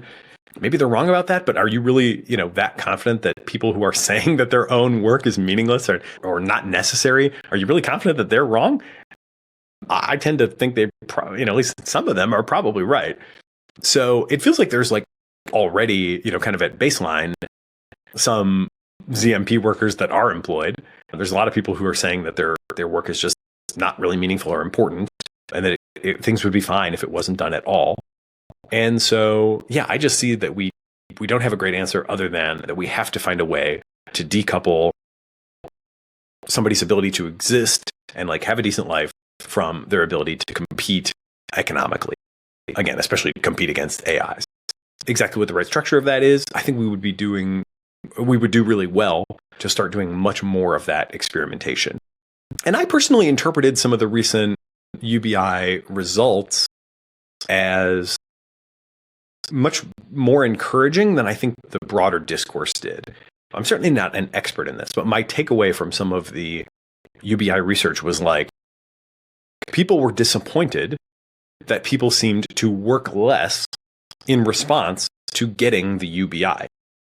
And I'm kind of like, I think that is the point. I like, if they worked the same, in my mind, that might even be more of a failure. Like, I think we want to, might not want to quite yet. We maybe didn't want to, like 2 or 3 years ago when these studies were being run, have people like just take cash and not work. But I think that what that does show is that people are just, in many cases, just working for money. They're not like, maybe you could also say like, at least some people are like relatively easily satisfied with like not that much money, which would suggest that they are able to find meaning in things like spending time with family and leisure and, whatever. Maybe they don't feel compelled to go out into the workforce and do some job that they really don't want to do just to get a bit more money. Obviously, like marginal tax rates are also in many cases like totally out of whack, and working more can mean you forfeit benefits of all kinds, whatever. It's a very complicated question, but I'm encouraged, I think much more than the average commenter is, by these UBI results, because I just see that like it didn't take that much to actually get people to work less.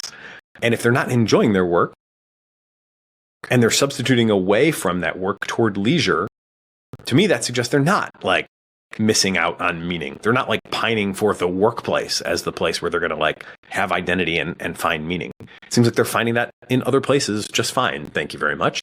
And I would expect that probably to continue. I tend to think that we need jobs for structure and meaning and whatever.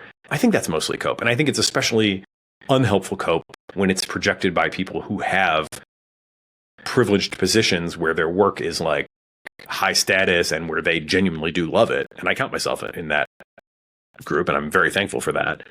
When that sort of reality is projected onto people who are lower on the socioeconomic scale, who are doing work that they don't want to do because they have to do it because that's the only way that they're going to feed and clothe their kids, I think that's like quite counterproductive and misguided. So yeah, bottom line, I would love to hear other ideas.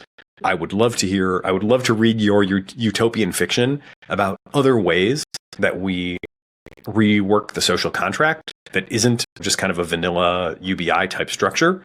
But until somebody more creative and imaginative and visionary than me comes up with those ideas, I basically still think that UBI is the default and denial is not helpful.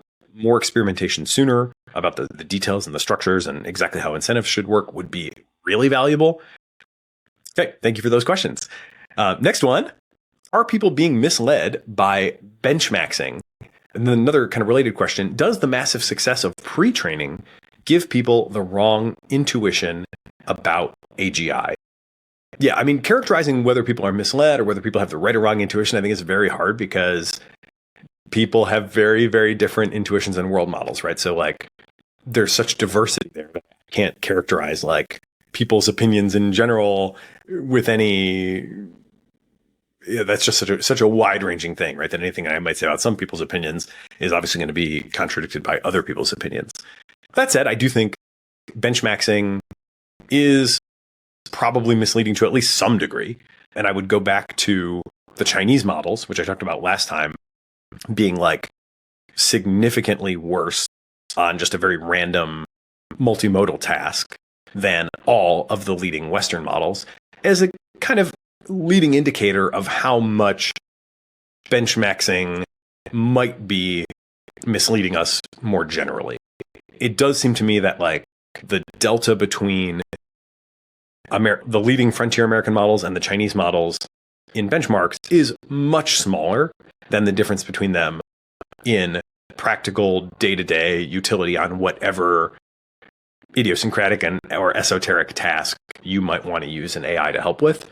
And of course, the Llama 4 incident shows that as well, where they I guess spun up maybe a bunch of different Llama 4 variants to put one in each different LM Arena category to try to maximize their score. I'm not exactly sure what they did, but they sort of LM Arena maxed, and that was effective in as much as they got a high position on LM Arena, but you don't hear all that much about Llama 4, and it seems like it just wasn't really competitive, but they were able to make it look like it was competitive on some of these standardized scores. So yes, I think benchmaxing is a problem. Independent analysis is a good antidote for this. Looking at the meter charts, looking at artificial analysis. There are people that are the scale benchmark that is largely private, is a pretty good way to think about that as well. I think AGI has been remarkably durable in terms of how relevant it's been, but people can obviously benchmarks on that too. But definitely things where there's a private test set and things where people are taking it upon themselves to really analyze capabilities, and they make that their thing, and really try to earn your trust by being a reliable guide to model performance over time. I think those are the things that increasingly the field will be looking to, beyond just performance on open, standardized benchmark tests. Those, continue to be somewhat relevant for sure, but less and less all the time. And then on the question of does pre-training give people the wrong intuition about AGI? If anything, I think maybe post-training is giving people the wrong intuition about AGI, and maybe the classic Shoggoth meme for pre-training is maybe a better intuition. And this kind of also connects to the breadth first versus depth first search of the space of possible AIs. I think that if people are misled about the intuition, or if people have the wrong intuitions about AGI, I would expect that it's wrong in the sense that they have encountered a relatively narrow range of form factors of AIs, which are basically chatbots and coding assistants, and that those designs have kind of converged thus far. The overall paradigm of helpful, honest, harmless, which has been great for unlocking a ton of value and pretty great in terms of, certainly when done well, as Anthropic has done, shaping the model's character. no beef with those problems or with those approaches. But if there is a problem with that, it has presented to the public a very, very narrow slice of the overall conceptual menu of like what AI can be like. And so it maybe is lulling people into a false sense of security or a false sense of like this will continue to be normal. And I think that in reality, the Shoggoth meme of like this thing is an insane alien that kind of encompasses everything in a super strange way and can kind of shapeshift and be anything you want it to be, or maybe even things you don't want it to be. I think that is maybe the better intuition for at least the space of possibility for AGI. And, when you think about things like I think back to the episode we did with Apollo, with Marius Hophan from Apollo Research, where they got access to chain of thought from O3 class models, and they found that the chain of thought was kind of evolving to become its own dialect. Remember, like, disclaim, vantage, the watchers, these strange phrases that really didn't look anything like the training data. In this case, being driven by reinforcement learning at increasing scale. It just feels to me like there's so much more alienness to these systems than we are seeing. I guess, just a couple other little intuitions for this, maybe worth mentioning. People often cite the bird airplane analogy. There's many people have commented, of course, that like we wanted to create a machine that could fly. A lot of early attempts sort of tried to mimic the bird. What we have is an airplane that like flies on quite different principles and is just like way faster, way more powerful, can carry way heavier loads than birds. Can't do necessarily everything that a bird can do, but for the things that we've designed it for, it's just way, way better, right? We wouldn't want a scaled up bird to take a cross-country flight on. Airplanes are just way better than scaled up birds. Similarly, many people may have seen recently a video of, it was kind of a compare and contrast where there was like a humanoid robot harvesting grain in a field, and kind of chopping it down and bundling it up in a way that humans traditionally used to do. And then there was this carrot picking machine that's just rolling through a field, pulling carrots out of the ground in mass, washing them off, and just operating, at orders of magnitude faster than humans could possibly pick carrots. And so I think something similar, maybe happens with a true AGI or like a super intelligence where it becomes so powerful that it potentially doesn't even really make sense for it to present in like this natural language sort of way anymore, or at a minimum that becomes sort of a dramatic reduction, some sort, a majorly lossy kind of summary of what it's doing as opposed to the core thing that it's doing today. Today, the response that you get from the chatbot, like that is its output, right? In the future, I think the natural language summary of what it's doing may be just a very small part of what it is actually doing. And so, yeah, I think study the Shoggoth, study the weird chains of thought, expand your mind when it comes to the space of possibility and how weird things could be. Those are my guesses for how most people are being misled, if at all, today. Okay, next question. Is learning from a physical environment a requisite for AI? I don't think so. I think we're pretty far along, obviously, in AI at this point. And when we look at all the things that AIs can do and like how many categories they're winning more than 50% on in the GDP val context, all without any, robotics or like physical embodiment at this stage, I think it's like pretty clear that you can get pretty good AI without needing to learn from a physical environment. Now, the line maybe starts to blur a little bit there when it's like, can you use a computer? Is that a physical environment? Well, it's a digital environment, but it's like spatially organized. And it does seem like the way that we are getting AIs to learn how to use a computer is by them actually like trying and failing to use the computer a lot, right? We needed some language model base capability to like conceptually understand what one might want to do on a computer and what different buttons might mean and so on. And then from there, it's been like a lot of actual reinforcement learning where once there was at least some ability to succeed, then, you could hill climb from there up to like, at this point, pretty decent performance. But I definitely think we're not quite there, but in like 2026, I think we'll definitely have computers or AIs that use computers basically as well, if not better, than your typical human user.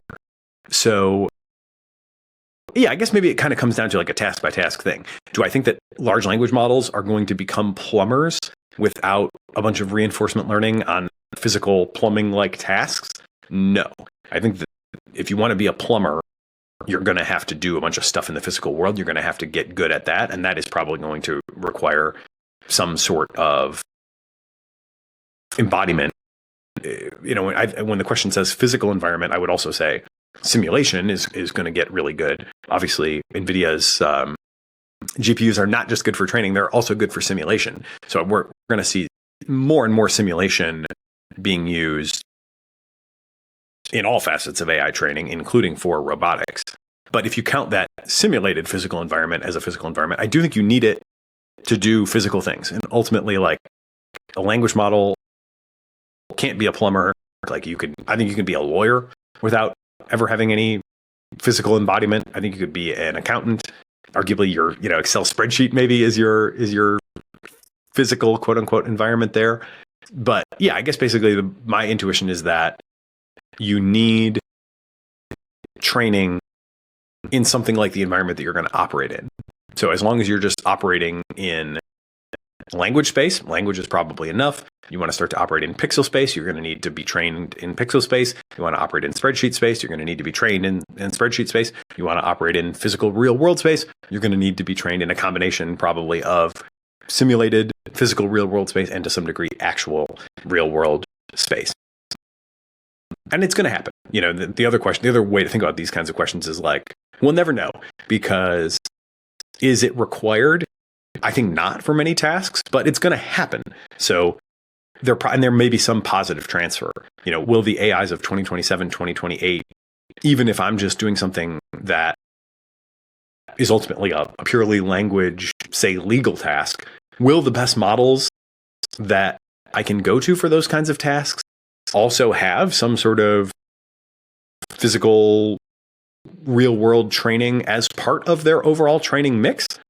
It wouldn't surprise me at all. It wouldn't surprise me if there's some positive transfer there, if there's just some better intuition, if certain kinds of queries that require spatial reasoning just perform better because that kind of training is folded into the mix.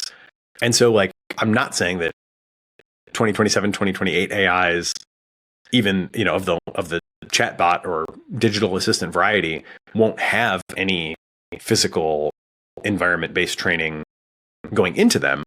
I'm just saying I don't think you would have to do that to be successful, but or at least, it's pretty likely at least that it will happen. And so then it'll be kind of hard in the end to tease out, was this required to happen? Could we have got here another way? It just seems like everything is going to be developed and kind of folded into to the degree that it works. And it seems like everything is working. It's all going to be folded into kind of the mainline frontier models. And so we will probably not have a clear answer. Could we have got here without doing any physical training? My bet would be counterfactually yes. If it adds even a little bit, then it'll be part of the overall mix. And so, what we'll actually have will be AIs that are kind of trained on everything, regardless of whether some of those things could have been, cut with minimal performance loss or not. Okay, next section gets a little more focused on tooling and kind of AI engineering concepts.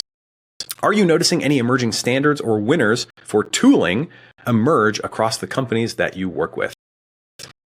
This is interesting. I would say I don't really have anything super shocking to report. I think in terms of models that people are using, Claude for coding is typically the go-to still. Certainly get very good reviews from people on GPT Codex, but Claude still seems to be the go-to for most people. If they didn't have Claude, there are certainly other great options out there. Gemini 3 is also excellent. But I'd say Claude remains the kind of consensus top choice for coding. OpenAI is kind of pretty good at everything and is probably the default thing that most people use for in-browser random queries on a day-to-day basis. And Gemini Flash is, I would say, pretty clearly the top choice for things that don't require frontier capabilities and where speed and cost is a significant factor. And I don't think that's really surprising or out of step with like mainstream online consensus at all. I really haven't seen anything that is, that challenges the mainline narratives certainly at a model provider level. Now you go to the sort of tool level, and yeah, I don't know. I think it's like, I think the market is like getting away from most people. I think most people are, because things are changing so fast, most people are behind. I think most people are not using the best thing, which is maybe, normal life in general. For example, I've used LangChain on a couple projects recently, one at Waymark and one at another company. And I'd say it like works pretty well. You can like build agents in it. You can have those agents hosted on their infrastructure, which can be pretty cool. You can just log traces to it.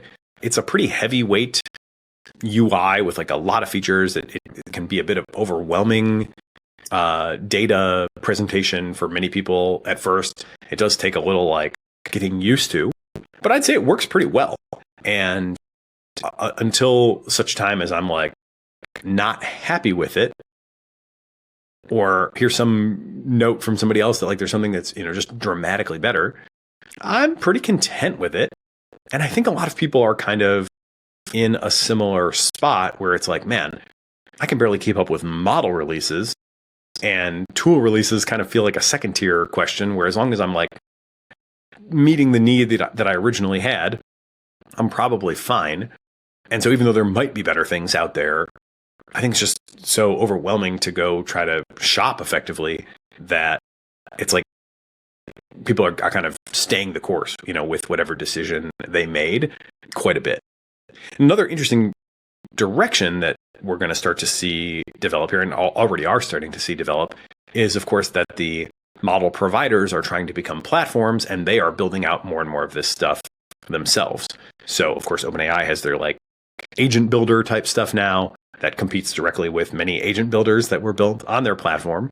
They also have like observability of various kinds.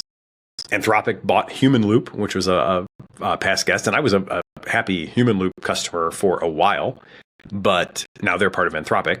So it's going to be interesting to see, and of course Google's going to just build everything over time to probably somewhat varying degrees of quality, but they're going to have, in the end, like the most robust portfolio of products probably of any of the top tier model providers.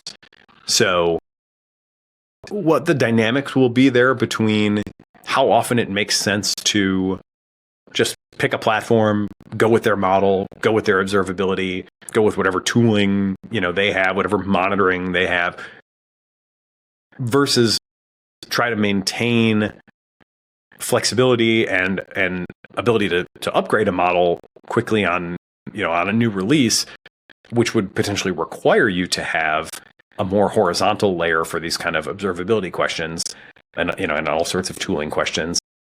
It's going to be interesting to see how that develops. If I'm a big enterprise, I want to avoid lock-in, and I want to invest potentially more than I really have to in some of these things so that I at least have a little bit more ability to control my own destiny and I'm not totally beholden to one of the platforms. If I'm a startup, or if I'm just an individual, or if I'm an individual just doing a one-off project, then maybe I just kind of take the convenience and use OpenAI observability, or use Anthropic's observability, because I'm already using their model and it all just kind of integrates and makes things easier and faster. But all of this is to say, I don't think that there is like any super obvious major trends that I'm seeing. Others may have better answers. I would certainly, if you feel like this answer sucks and you have a better answer, write me and let me know, and maybe we'll even do a full episode on it.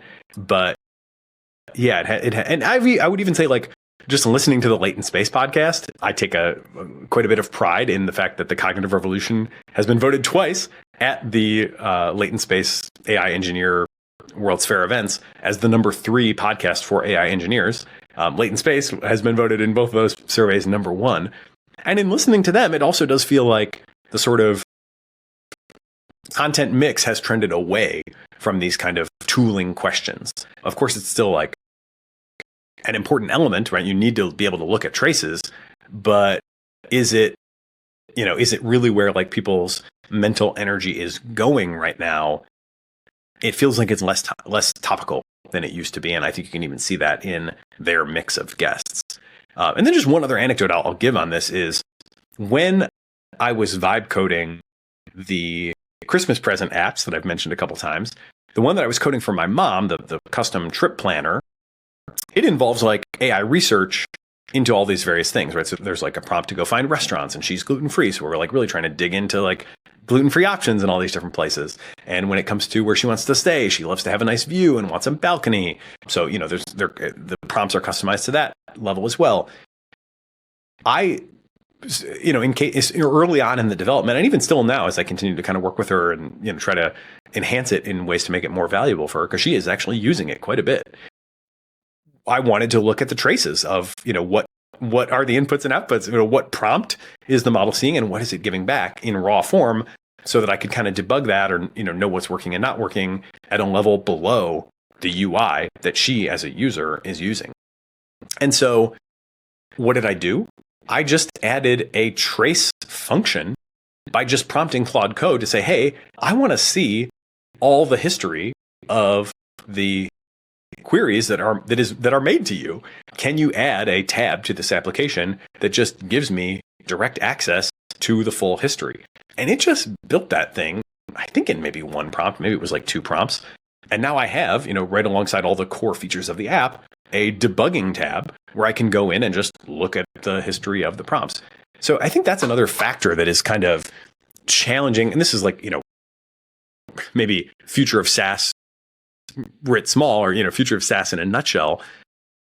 What would I have done in the past, right? If I didn't have Claude Code to code that kind of thing, then maybe I go make a free trial account on Human Loop, or maybe I, you know, wire it up to LangChain or whatever.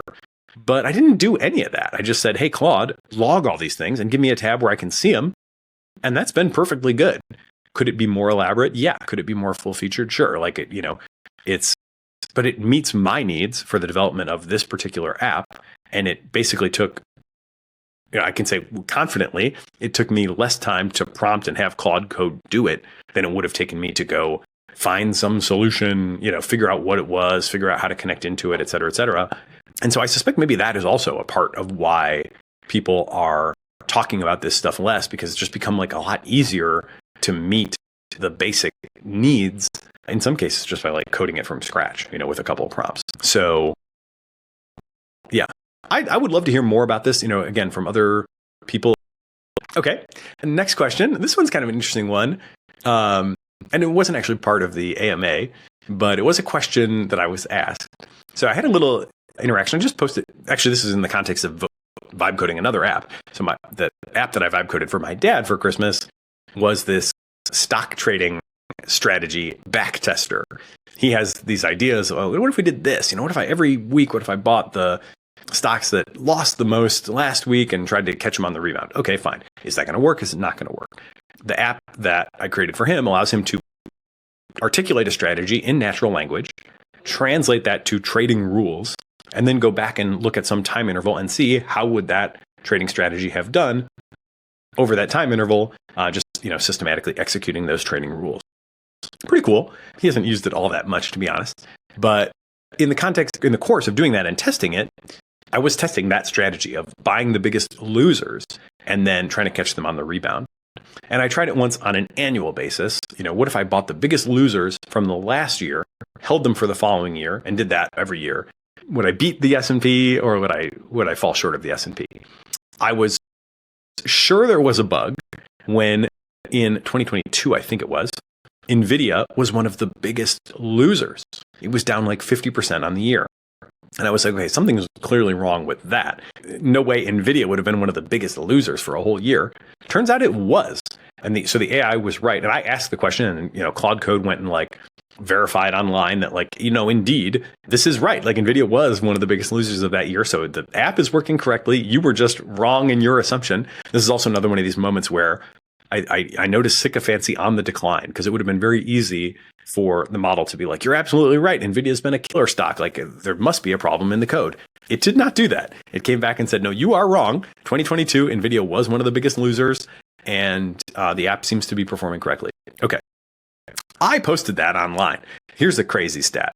in 2022, NVIDIA was one of the biggest loser stocks in the market for the entire year. And Holly Elmore, executive director of Pause AI, came by with a critical comment, as she often does, and basically said, like, this isn't SportsCenter. Basically, like, you are morally out of line for engaging in, fun or sort of, trying to make yourself look clever or, show insights by noticing these quirky things in the AI space, because the whole thing is bad and it ought to be condemned, and you ought to be condemning it, and doing anything else, basically, in her view, is morally reprehensible. And I was like, okay, yeah. Do you really think this is like an effective way to advocate for your position? Because I think everybody who listens to this feed, and if you're 2 hours in with me on this episode, then I'm like seriously concerned about AI safety issues, and like do not want to see a race to recursive self-improvement things, big decisions that are going to be made in the next year or two around the automation of AI R&D, I think are very, very big and important questions. And I don't think we're ready to cross some of those thresholds or, Rubicons, if you want. And so I said to her, look, like, I think I'm much more sympathetic to your cause than most people. I did sign the ban superintelligence statement 3 or 4 months ago, for example, as just like one material or one tangible indicator that I'm like much more sympathetic to her cause than most. But like, do you really think that like coming after me over a tweet about some random observation about NVIDIA stock is the way to like advance your cause? And then she asked me, well, how did my comment make you feel? And I thought about that a decent amount and decided to address it here in the AMA, even though that's not what she was asking for. And I think my bottom line sense of this sort of thing goes back to a mantra that I used to say a lot more often, which is that we should really try to avoid psychologizing others' AI takes and focus as much as we can on the object level facts of what is actually happening. What does that imply? And just take people's statements and positions at face value. There is such disagreement in the space. There's such uncertainty. The AI 2025 forecast results. Again, I got top 5% with predictions I don't think look all that super accurate. And of course, famously, we've got Turing Award winners who have extremely different positions on how dangerous AI is going to be. And I think they're all genuinely held.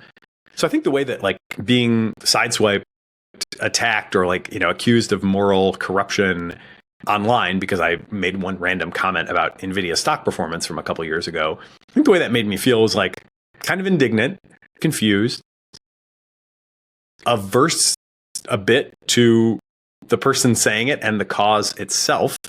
And this is a cause that I genuinely, I'm not like advocating for exactly a pause on AI. I don't, again, like, what does that even mean? Whatever. I don't think we should shut it all down. I do think there is tremendous upside. I do think that like we should be very careful, and we should be willing to slow down, if not pause, at some point when we hit levels that we really might not be able to control. But I also think like the progress has been clearly much more beneficial than it has been harmful so far. And I've lived that in recent months. And so I kind of felt like alienated from the AI safety movement, or at least the more, let's say, strident or shrill voices in it by that comment. And I think my takeaway from that is I don't think, I wouldn't go so far as to say we shouldn't shame people, but I think we should shame people very carefully, very selectively, and only for what they are doing.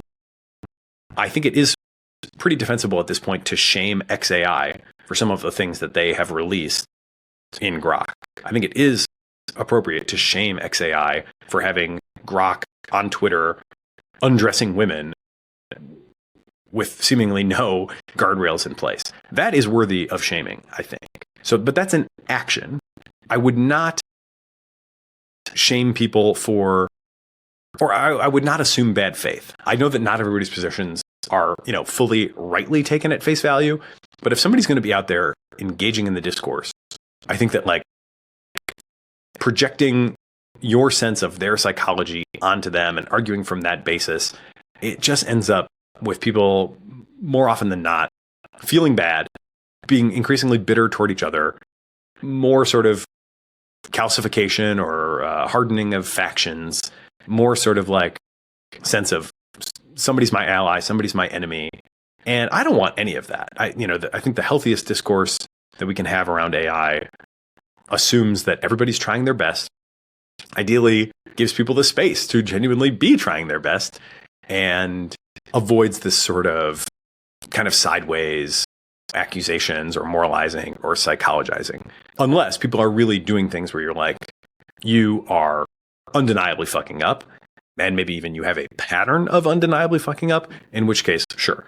So I would say to Holly, your question did not make me feel very good. It kind of made me feel alienated from you and your cause. And I wouldn't recommend doing that. I do think if you want to go protest outside XAI, I would support you in doing that. Choose your targets a little more carefully. Try to recruit people like me to your side as allies, and shame people selectively for things that they've really done wrong where they are responsible. I think that's fine. But don't just start using these tactics everywhere, because it's just coarsening the discourse and making everything a little more bitter and contentious than it needs to be. And I don't think people do their best reasoning that way. Certainly, I don't think I do.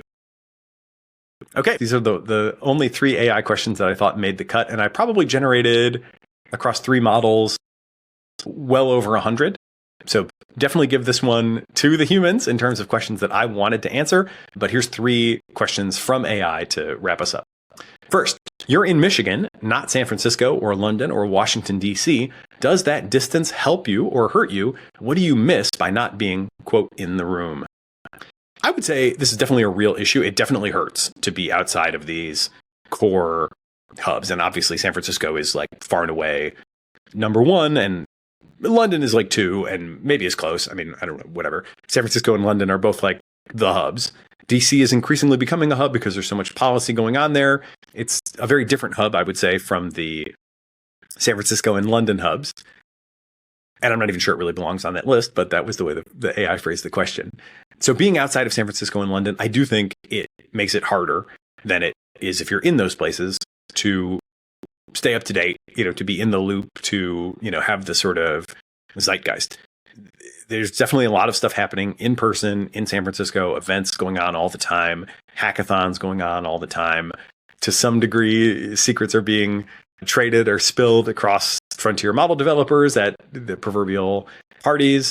The fact that there is a emerging trend of rooms at San Francisco house parties where there's like a no AI talk room, that just goes to show like how much AI talk is going on. And the AI talk there is definitely way more sophisticated than it is anywhere else. So I think that's my honest sense of the reality, and I'm able to compensate for it pretty well by being hyper online. So certainly, like spending a ton of time on Twitter still is like part of where I keep up to date. No doubt about that. The podcast itself is also really helpful because I do get to have substantive conversations with very plugged in people who are in those rooms much more often than I am.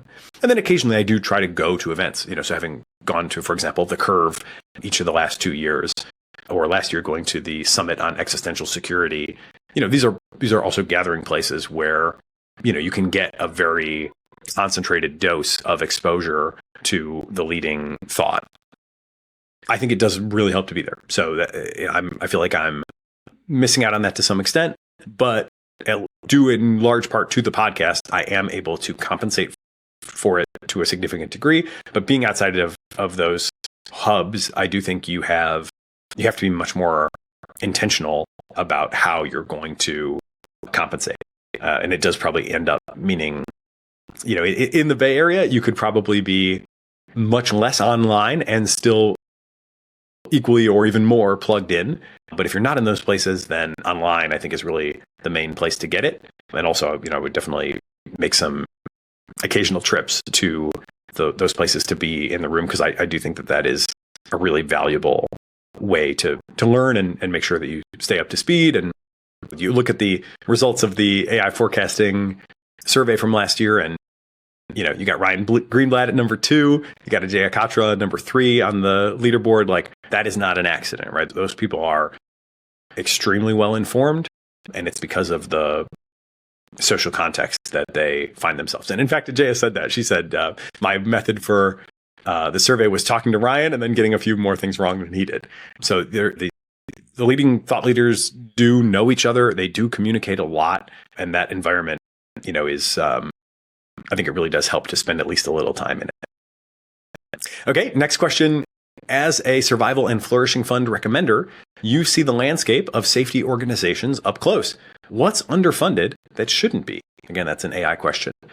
I think my big answer here is neglected approaches.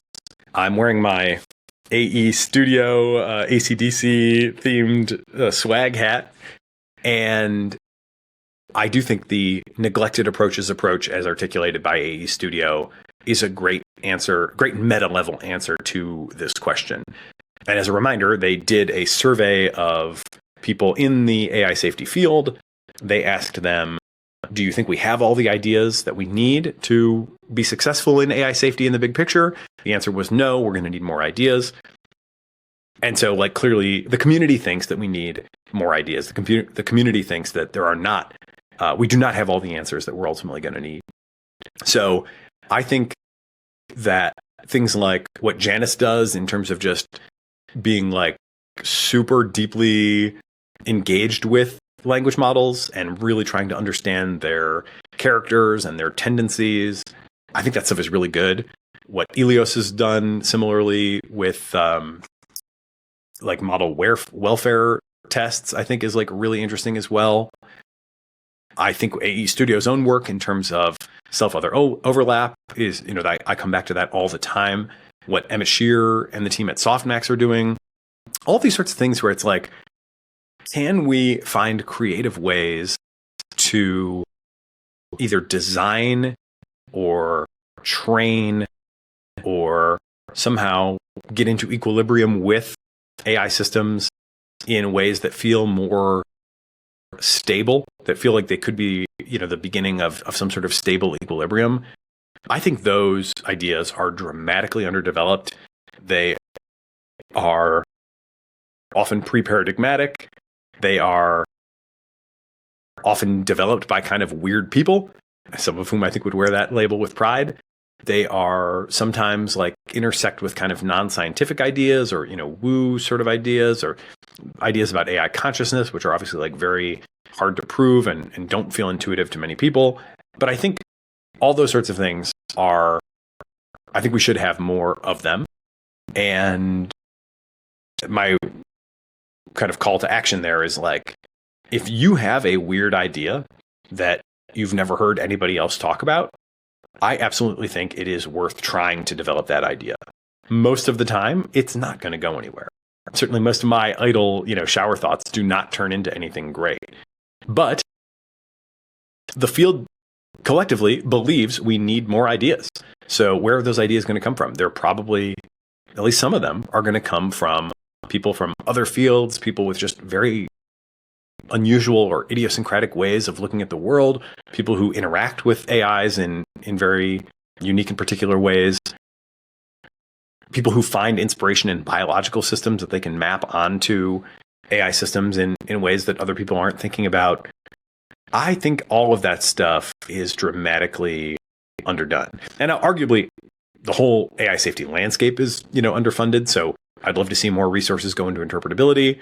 I would love there to be not just one good fire. I know there are a couple other organizations, for-profit companies that are working on interpretability type stuff, but I would love there to be significantly more work going into interpretability. If we scaled that up by an order of magnitude, I think that'd be great. Some of the stuff that Redwood Research is doing, where you take the assumption that models are going to be out to get us and then try to figure out how can we work with them, I think that is also really underfunded. For me, that's just I admire that work so much because it feels so hard to me. It feels so depressing to work under that paradigm and try to make it work. But Lord knows, that might many scenarios that the kind of work could be the thing that saves us. So I think a lot of things should be scaled up. probably the thing that I'm like, there's probably enough going on is what the frontier companies are doing, which seems to be trying to get the current model to be aligned enough to like supervise the training of the next model by like, any number of things, data filtering and, RLAIF type techniques, all that kind of stuff. Anything that kind of is in the recursive self-improvement realm, I would be a little less inclined to write a new check for, because it seems like that's what the companies are doing. And if anything, I think they're probably going too fast at that relative to all the other things that we could be pushing on. But yeah, for me, the farther out you get, the weirder you get, the more I think there's going to be obviously many more misses than hits, but those hits could be really valuable. And, when I see something like self-other overlap, I'm like, yes, this feels like something that is just so underdone, has so much potential. And I would love to see more people, of all kinds of idiosyncratic persuasions trying to develop those kinds of ideas. Okay, last question. Turpentine got acquired by A16Z. You mentioned that you negotiated for editorial independence. What did that negotiation actually look like? How did it go? Again, that's an AI question. And I think that probably came out of ChatGPT or possibly Claude, but I think it was ChatGPT, because I did use multiple AIs to review the contract as we went through the process. So it was very well aware of that negotiation. And honestly, I have to say, it was a credit to Eric and credit to, I guess, A16Z more broadly. I'm not sure, who all was involved. Eric has been my, main contact person for all of this. It was honestly very smooth and pretty much entirely painless. I did already have, via earlier agreement with Eric, an editorial independence clause in my agreement with Turpentine. And so that was, a good starting point. I was a little concerned, honestly, to be totally candid, when the deal was made. And, Eric called me on a weekend and was like, hey, so I got an update for you. We're going to be joining A16Z. And I was like, oh, that's interesting. Mark Andreessen blocked me on Twitter a long time ago, before I ever even interacted with him on Twitter. I think it was famously, he supposedly blocks people in mass who just like a tweet that he doesn't like. So I was probably mass blocked with many other people. But, I sort of said, hey, Eric, the dude blocked me on Twitter. I've never even met him or talked to him. But that does, and he, of course, in the Techno Optimist Manifesto, he did have an enemies list, which is not something I generally think people should be doing. I would not recommend publishing enemies lists for almost anyone.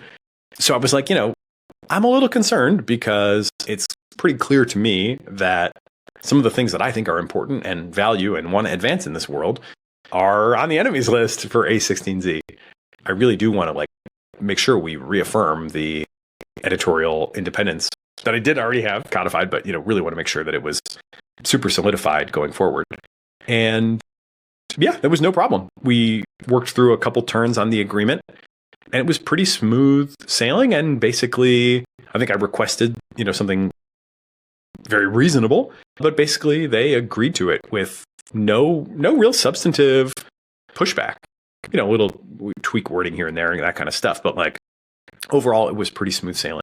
So where it landed is I do have an, explicitly written, contractually agreed upon right on this feed to say whatever I want. That includes criticizing A16Z, criticizing partners, criticizing portfolio companies, disagreeing with their stance on policy questions. Basically, I can say whatever I want, and it's totally fine for it to contradict their policy positions, or to say that some of their investments are dumb or whatever. I can say anything that I want, and that is positively affirmed in the contract. So I give a lot of credit to them for being willing to do that.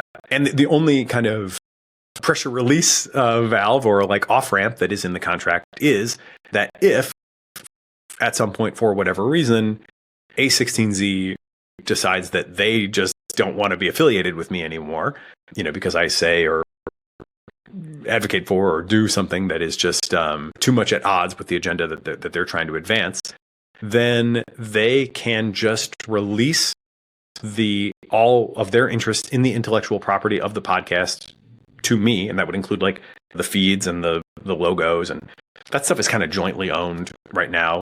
Like I have the domain and, control the website, and they have like the YouTube feed and whatever. So we're kind of, mutually dependent at the moment. But if they ever wanted to, they could just give me all those things and tell me you're on your own now. And I hope that doesn't happen. And I don't think it's likely to. I certainly won't be afraid to be bold on this feed if I feel like there's important stuff to talk about.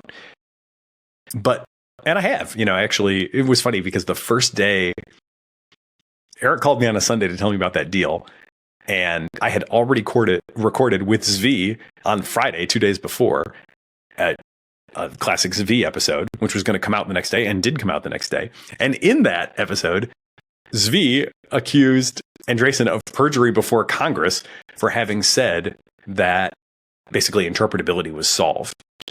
And I was like, Eric, this is coming out tomorrow. And he's like, I don't think they're really going to care. I think it'll be fine. And so far, it's all been fine.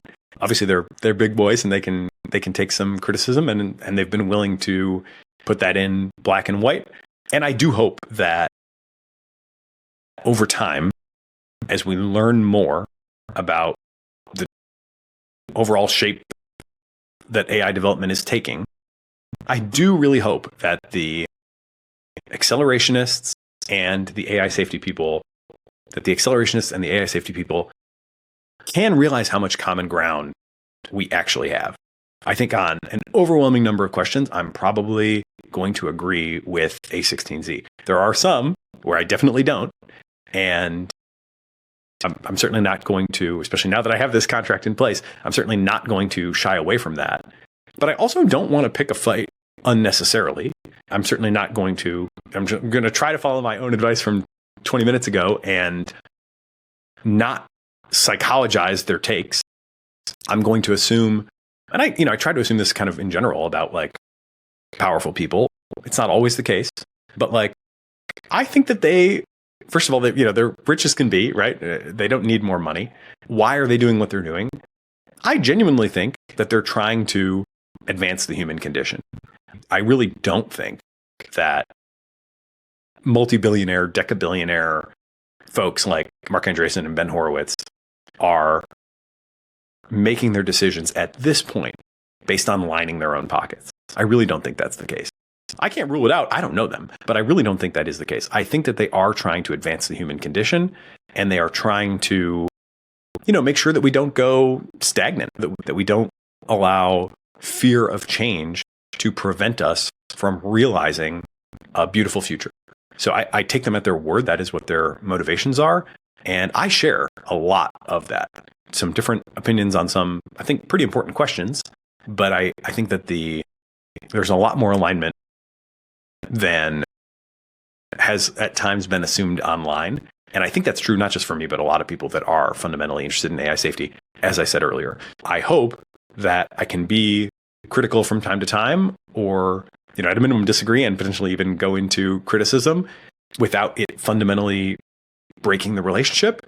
But I do have the assurance that I can continue to do this podcast and continue to reach you, the audience that has subscribed to the feed. And if you're again listening this long into the podcast, I appreciate that, and I don't take for granted at all that people want to follow me on this learning journey.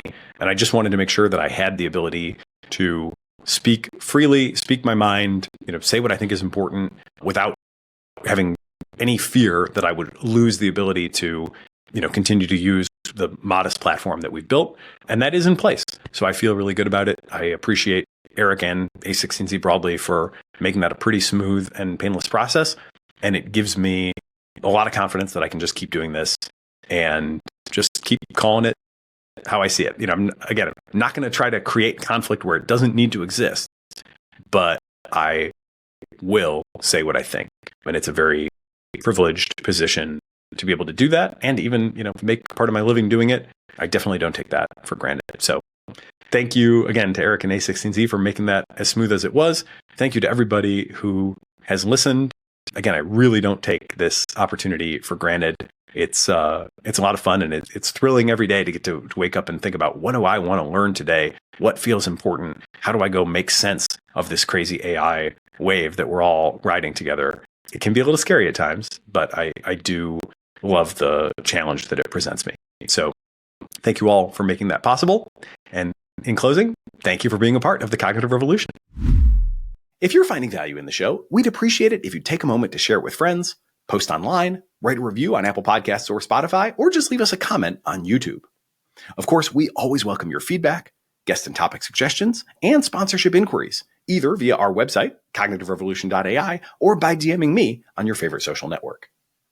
The Cognitive Revolution is part of the Turpentine Network, a network of podcasts, which is now part of A16Z, where experts talk technology, business, economics, geopolitics, culture, and more. We're produced by AI Podcasting. If you're looking for podcast production help for everything from the moment you stop recording to the moment your audience starts listening, check them out and see my endorsement at aipodcast.ing. And thank you to everyone who listens for being part of the Cognitive Revolution.